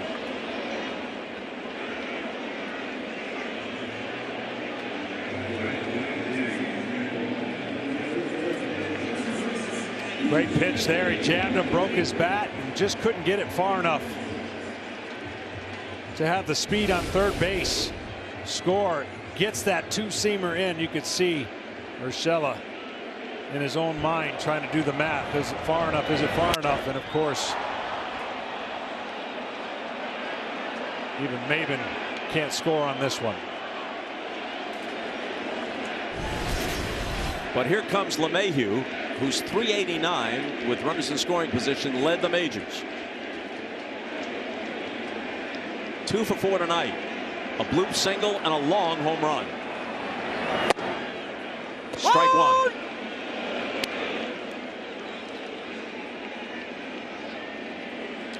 Well, doesn't get much easier. He's hitting .667 with the bases loaded. Quality pitch right there, breaking ball.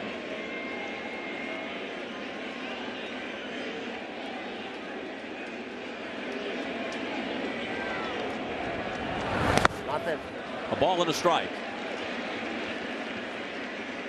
So Boone used Britton in the 7th. Happ has been throwing in the Yankee bullpen. So it would appear that he'll work the 8th. And then depending on the score, we'll see if we see Chapman in the 9th.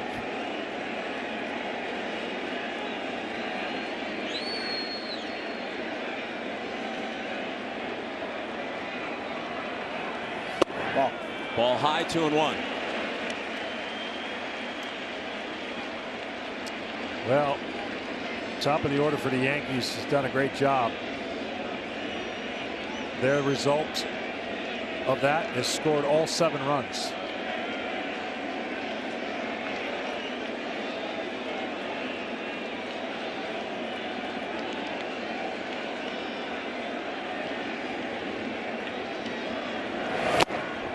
Big cut and a miss, 2-2.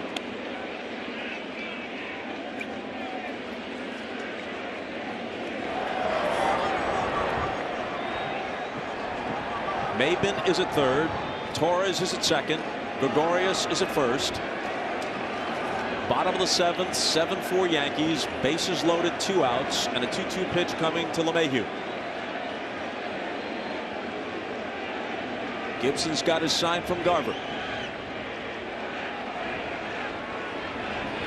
And LeMahieu rifles one down the left field line. It'll score at least 2. And maybe it clears the bases. Yes, it will. The Yankees have busted it open, and they lead it 10-4.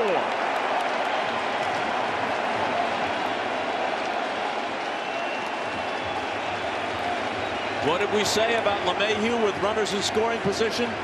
He brings them all home. The 2 who are in scoring position and a 3rd from first. He's amazing with his bat control, and he usually doesn't expand the zone like a lot of other hitters, and looked like a slider that just stayed over the plate. And certainly LeMahieu, known for hitting the ball all over the ballpark, and there it was.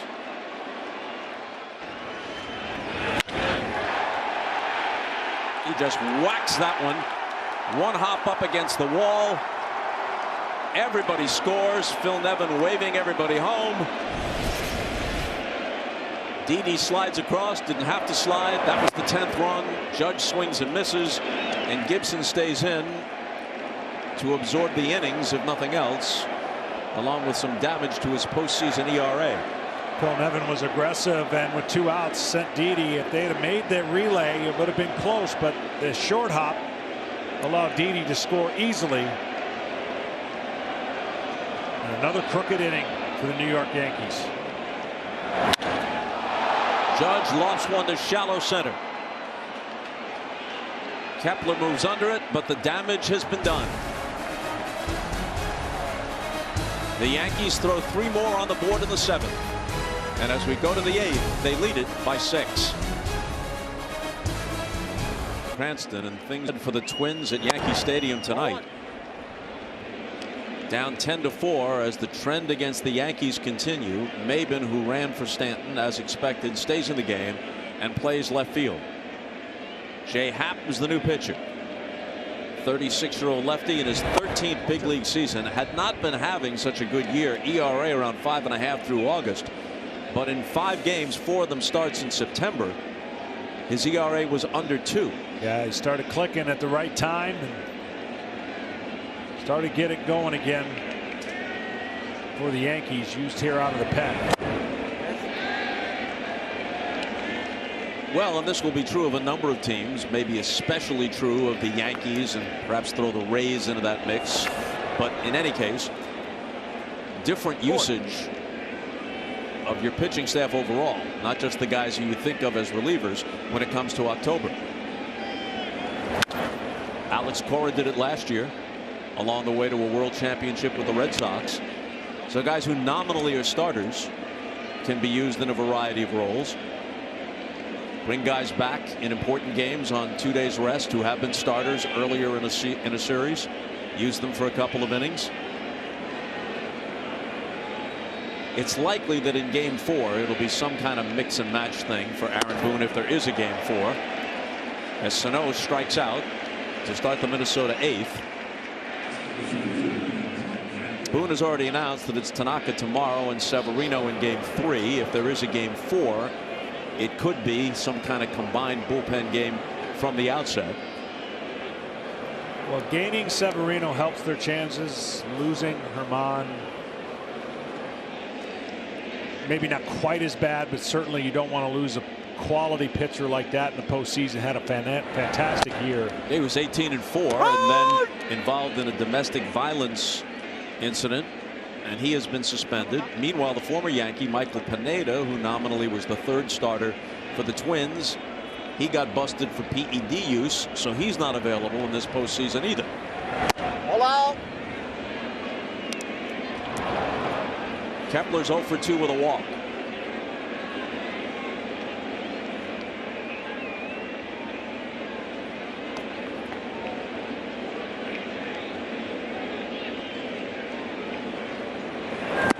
Rocco Baldelli told us before the game that he has a pretty good idea who's going to start game 2, but he's going to wait for the outcome of this one before making it official.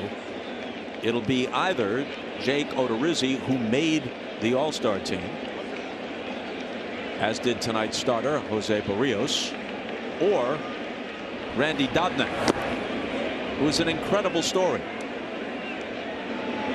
Dobnak, only a few years ago, was pitching in a 4-team independent league and making a few $100s a month while driving an Uber to pick up extra cash on the side. And he started this year in Single A before zooming all the way to the big leagues and being very impressive when he finally got here. An eventful year for him. He'd already scheduled his wedding last weekend in Maryland. He pitched the game that clinched the division against the Tigers. Baldelli said, go ahead, go get married, but postpone the honeymoon. So he did. At the reception, he, not Baldelli, but Dobnak, wore the goggles that he wore in the postgame celebration with the champagne spray. And his bride, Ariel, came to the reception, not the wedding itself. She had her wedding gown, but she came to the reception wearing his Twins jersey.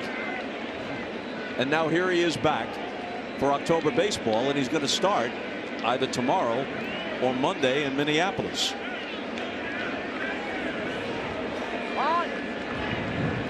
The wind for the last 3 minutes really picking up. Yeah, look at the uniforms rippling and the flag's the same. Kepler walks.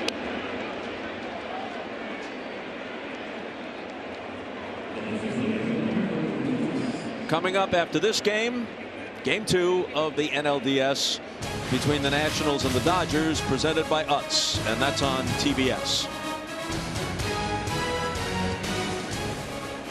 So as you see, it started at 9:30 Eastern Time. Well, these series are always the mental gymnastics of what I call best of 5 swings, because we already talked about the importance of winning game 1 statistically. But the way a game goes sometimes affects the way a manager feels about a particular guy you bring in. Like, everything is so condensed. That's why I used to love the best of 7. Nobody would get too carried away with a win or a loss in game 1. But a game 1 win here puts you in a great situation. Of course, the Yankees have home field advantage.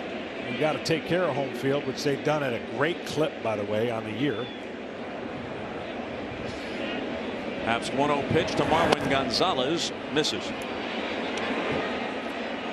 Well, it's true that in a certain sense every postseason series is a crapshoot. Baseball's a long haul over 162, and then you play a best of 7, but a best of 5, especially a best of 5 with 2 off days mixed in, that really is a roll of the dice. Yeah, it's just a different way than your better teams had to play throughout the year because they faced more. of the staff. But what was interesting and still will be, that's why I think this series is going to be a really good one. I think it's easy for people to talk about after the fact. Well, told you so. This is what's going to happen to the Twins, and this is what the Yankees are going to do. It's not the case. This is a different Twins team. They've been great on the road. They have not buckled under any situation all year. Even when they lost their 11-game lead against the Cleveland Indians, all they did was build it back up and win by 8. 2-2. By the way, the Nats, trying to even their series with the Dodgers, lead 3-0 in the bottom of the 4th at Dodger Stadium. Earlier today, the Astros won Game 1 behind Justin Verlander over the Rays. And the Braves beat the Cardinals, so that series is even at a game apiece as they head for St. Louis.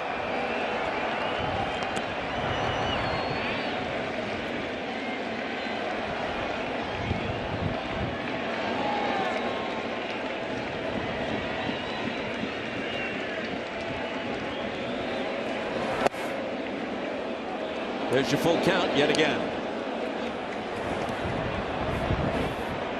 And this is the count, though, that the Twins are going to have to be better the rest of this series. They haven't been themselves on the 3-2 count by expanding the zone. And I call it uncharacteristically because they have been such a disciplined team offensively with their power and ability to put the ball in play without striking out as much.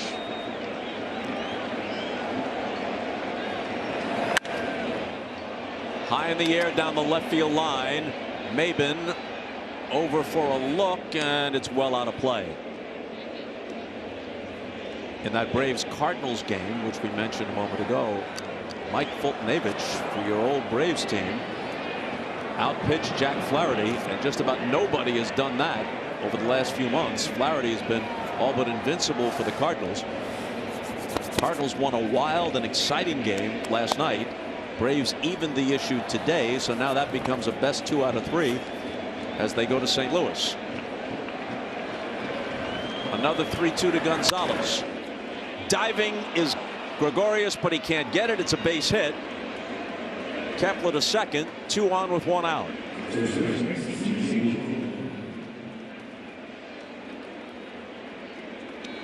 Gonzalez is now 2 for 4. He had a double earlier. It was 58 degrees when this game began. It's cooled off considerably since, especially now that the wind has picked up. 52 degrees currently. Chapman getting up. We'll see if they use it.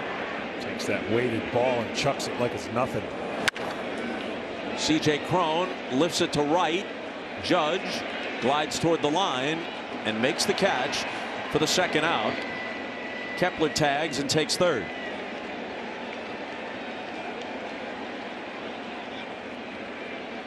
It brings up Luis Ariz, who has a double in 3 trips. And they may go to their bench here. It'll be Jonathan Scope.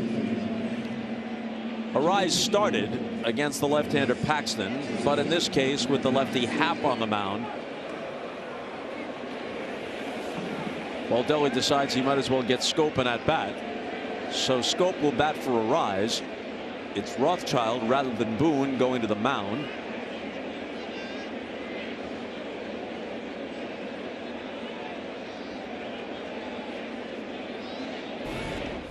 Got to give this kid a lot of credit. He's battling an ankle injury, and you can see he's giving everything he has trying to beat out a double play. Can't do that. And then there's this little bloop pop-up that he usually has in his back pocket.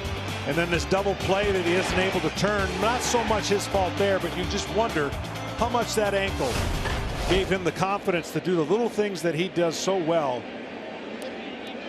But the fact that they got him ready and declared him available was enough for Rocco Baldelli to start him in today's game.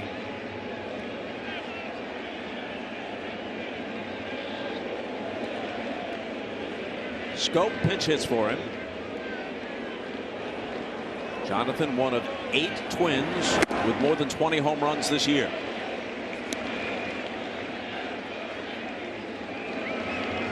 He was an all-star only a couple of years ago with the Orioles when he had 32 homers and 105 RBIs. And they traded him to the Brewers. Didn't work out for him there. They didn't offer him a contract after the 2018 season, and he signed a one-year deal with the Twins over the winter. Quickly behind on the count, 0-2.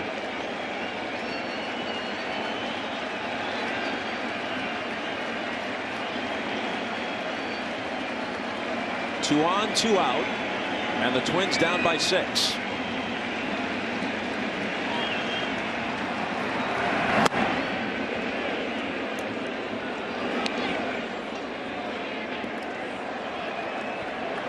One, two.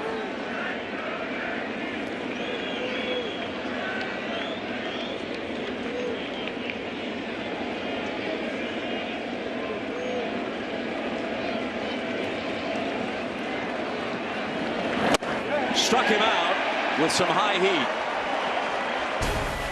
So that's that for the Twins in the 8th. This is the Doosan ALDS telecast on MLB Network, presented by Geico, and the Yankees are on their way, it would appear, to a Game 1 victory.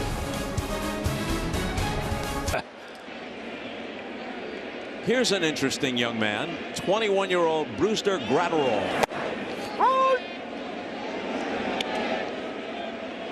He is one of the hardest throwers, not just in the Twins system, but anywhere in baseball. He hit almost 104 at Pensacola earlier this year. His average fastball velocity in 10 big league appearances this September since his call-up was right at 99, and he went over 100 several times. 99 was his average. He was so impressive. Here he is on the Division Series roster after making his big league debut barely a month ago. Yeah, good chance to find some things out about this young man. Very talented. Easy gas, as they would say, when he throws his fastball. Just jumps out on the hitter. And that hitter is Brett Gardner. So a good opportunity to get his feet wet in the postseason and see what he can do the rest of this series if need be. Once you find out, you're going to learn some things, and you're going to see some things that might cause you to wonder if you can depend on a guy. Sometimes you have to trust his makeup. Whoa. Well, he hit triple digits at 101. Gratterall was unbeaten, 7-0 across 3 levels of the minor leagues before making the major leagues this year. And down goes Gardner on a 100-mile-an-hour fastball high and away. I think in the future they see this guy as a starter, but right now, yeah, he's coming in and trying to let his fastball go.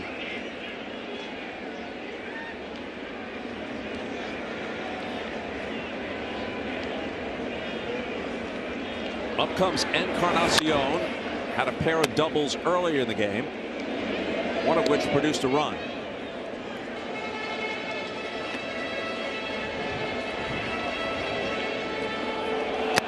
Gratterall on the mound for the Twins was signed out of Venezuela 5 years ago at age 16. At that time, he weighed 170 pounds. He now weighs 265, making good use of his meal money.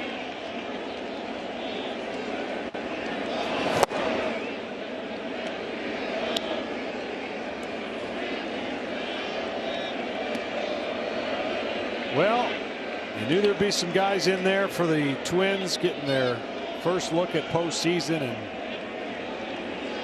not the script that they were hoping for. Encarnacion gets a little piece of it. But it is just one game, and certainly each outing you get a chance to go out, you learn something you breathe differently the next time, or at least you hope you do. And Barrios, if he gets an opportunity to get back out there, will have to have a little better command to go out against this lineup. Each team has now used 6 pitchers. So a dozen pitchers total, 22 strikeouts in the game, 13 walks, 5 home runs, and right about now we're going to hit 4 hours.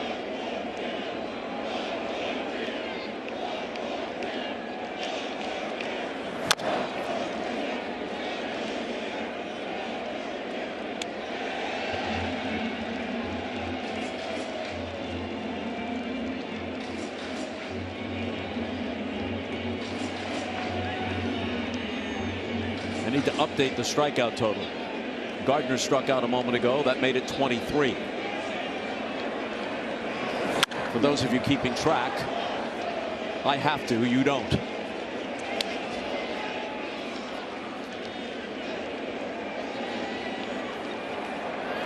Encarnacion, a professional hitter.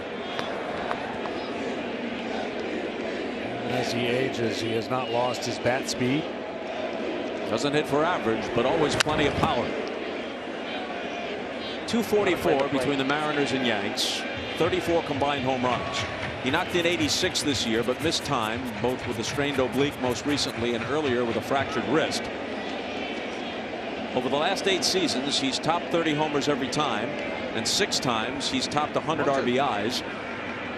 And one of the 2 times he missed, he had 98.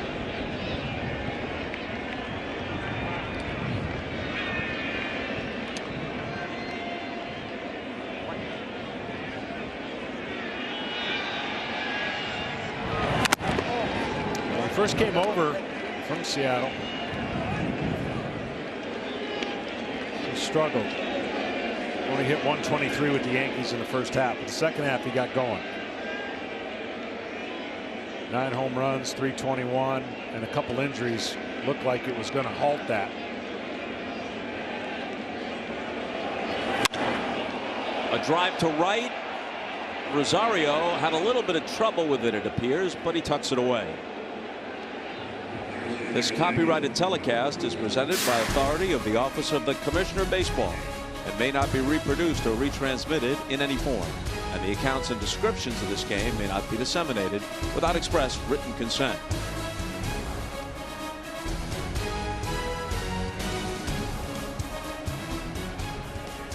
Greats who have worn the uniforms of the Twins and the Yankees. All of them pictured there in the Hall of Fame, with the exception of Joe Mauer, for whom you could probably make a case. More recently retired.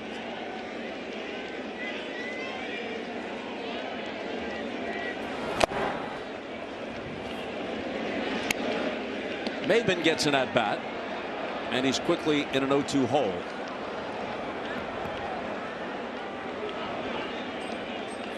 He ran for Stanton an inning ago. Ultimately scored. Strikes out here on 3 pitches. So Gratterall, a bright spot for the Twins, works a perfect 8th with 2 strikeouts thrown in. And with a 6-run lead, it looks like the Yankees will bring Chapman in. Now what Aaron Boone's hoping is he doesn't exhaust 30 pitches to get through this inning in a 6-run game. He didn't pitch all that much in September after being the American League reliever of the month in August. In fact, only 5 September appearances, and obviously they didn't have to play in the wild card round, so it's been 5 days since the Yankees last had a scheduled game, and you do have a day off in between games 2 and 3. So like you say, Boone and Rothschild hoping he makes quick work of the Twins here in the 9th, doesn't tax himself too much, and uses the inning as a tune-up. Yeah, easier said than done, and all your points are valid because of a 5-game series and those off days. But the more times the Twins get to see Chapman, the better, the longer this series goes, the better they feel about attacking one of the best closers in the game. So you want to make your statement if you're Chapman to say it isn't going to be easy, and I'm going to mow you down no matter if it's 6 runs, 1 run.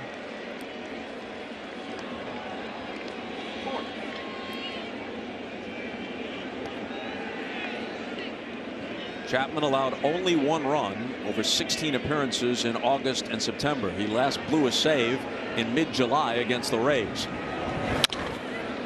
Bouncing ball to short. Gregorius has it, and the flip to LeMahieu records out number 1 in the 9th.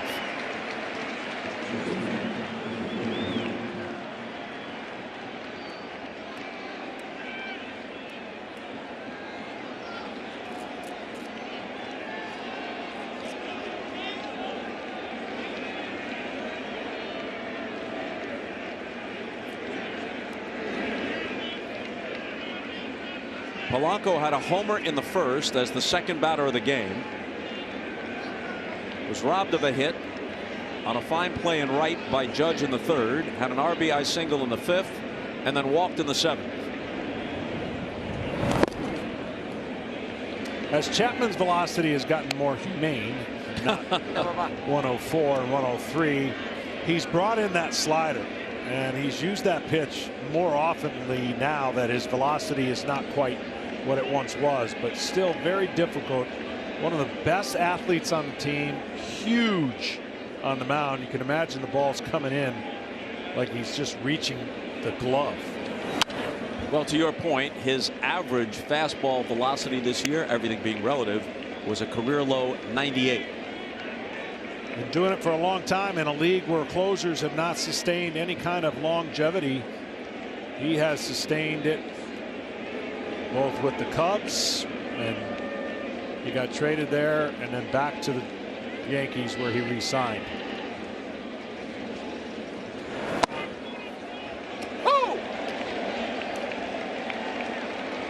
1-2 to Polanco.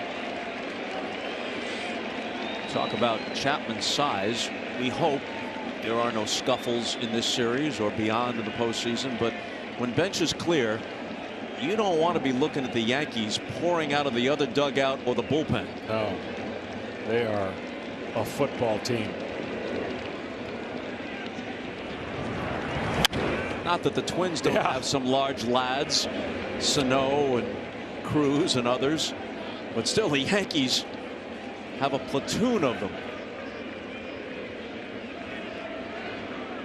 Voit, who's country strong, and Stanton and Judge and Chapman and Betances, who's hobbling around with a torn Achilles.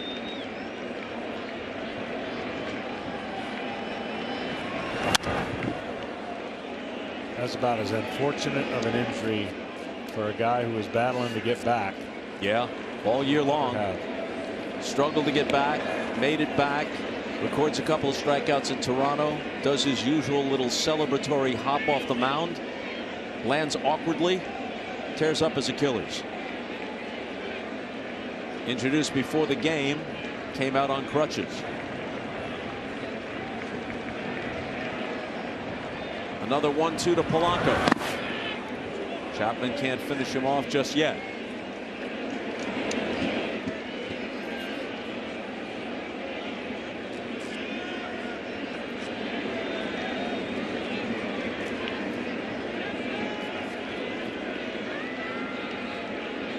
The Nats and the Dodgers are in the bottom of the 5th at Dodger Stadium, and it's still 3-0 Washington. Dodgers won game 1 last night.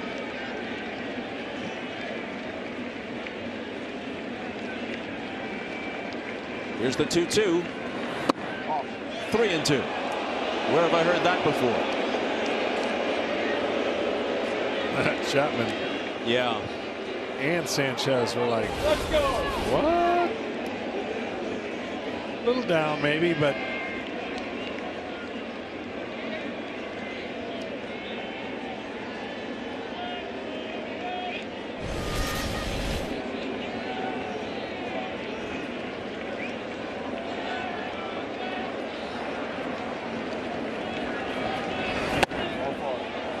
a 1-out walk.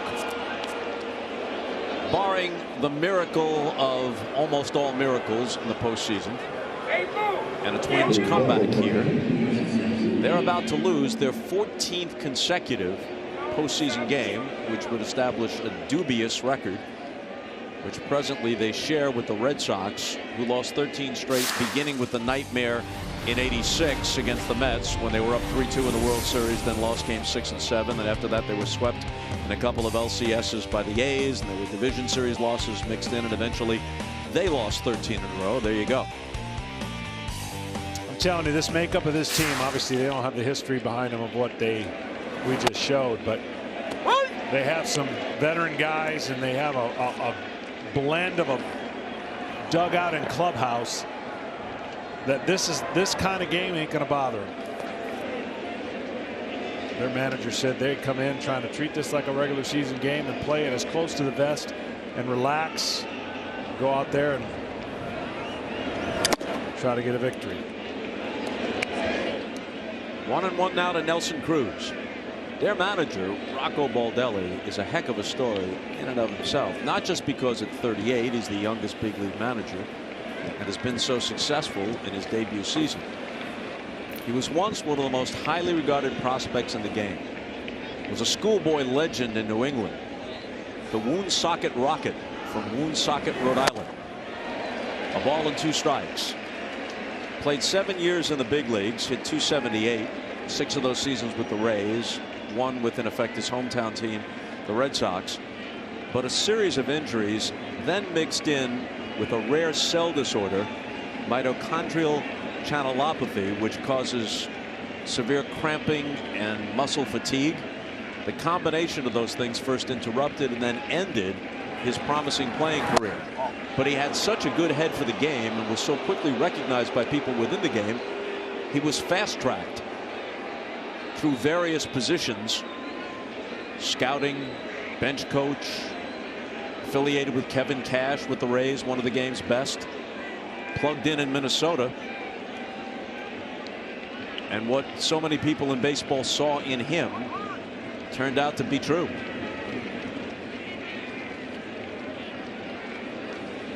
Done a great job, and he's just honest about his experience and the task at hand.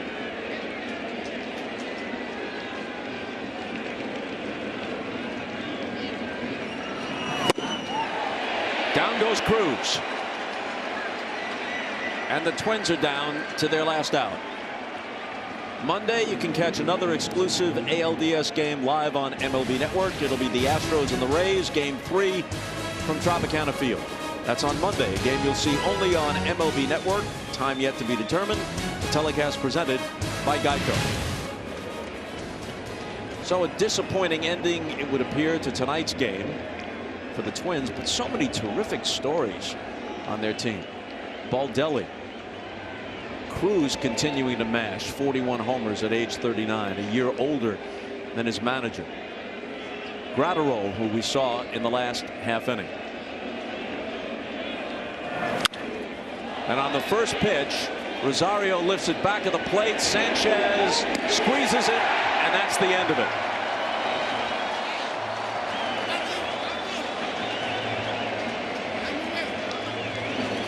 Yankees trailed 2-0 early. They come back and win it 10-4. Well, for Aaron Boone, he got his big boys in the game, even though it was a tie game. He felt that his lineup would outdo the Minnesota lineup and their pen, and he was right. Broke it open late. Game 1, so important, goes to the Yankees. And Frank Sinatra serenading them and the fans here, a tune they hope to hear many times this October. Their first win of what they hope is an extended postseason. They'll need 11 of them if they're to emerge as world champions. Tonight's Old Dominion carry, the freight player of the game, is DJ LeMahieu. He didn't exactly carry the Yankees tonight. No one player did, but he sure helped. He did. He sets the table at the top of the lineup. He's been a game changer for this Yankees team that has had to use a roster filled with players. The consistency of LeMahieu wins out. Had a single, a double, and a home run. Gleyber Torres is with Tom Verducci. Thanks, Bob. Well, Gleyber, this game was tied in the 5th inning. You got to the plate, bases loaded, fell behind 0-2, and you just refused to go away. Saw a handful of pitches.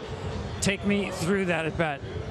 I remember that at bat, couple at bat I got during the regular season, so I don't feel anything like panic or anything. Also, before that at bat, I hit the ground ball.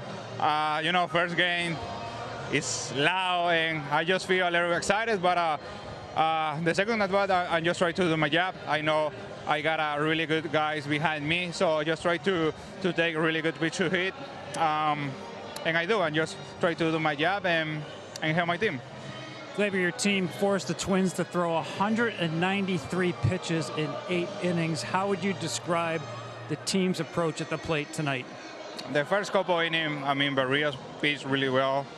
He controlled the zone really good, and I mean, after a few innings, just we try to control the zone, try to see a little bit more pitch, try to be comfortable and try to take walks. I mean, we know we got a really good guys in lineup and just try to do the job, try to put really good guys in base and try to do damage.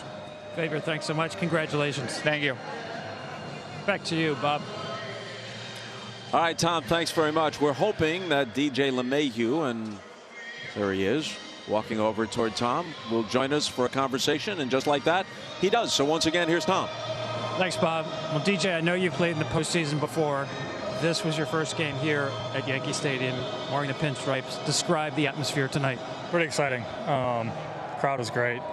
Energy was unbelievable, and can't wait to be here tomorrow and do it again. One thing you've done this year, more so in the past, is jumping on first pitches. You did that on the home run tonight. Take me through your thought going to the plate in that at-bat. Yeah, just trying to be aggressive. I've been doing it all year. Trying to get my pitch to hit, not expand, and really just being aggressive. You know, if I put the ball in play, I like my chance of getting on base. I just spoke with Glaber, mentioned that your hitters saw 193 pitches in 8 innings tonight. How would you describe the approach? Really good, really good. I just feel like we, every pitcher that came in there for them, I feel like we did a really good job of, you know, getting on base and working good counts and getting those counts in our favor. So all night, I just feel like up and down the line, we did a great job. DJ, thanks so much. Congratulations. Thank you. Bob, back to you. Tom, thanks. Thanks for another great job down on the field from you. DJ LeMahieu, as always, letting his play do most of the talking. Absolutely. Not flashy, but efficient. And certainly efficient were the Yankees today at the plate. They put so much pressure on this Minnesota pitching staff.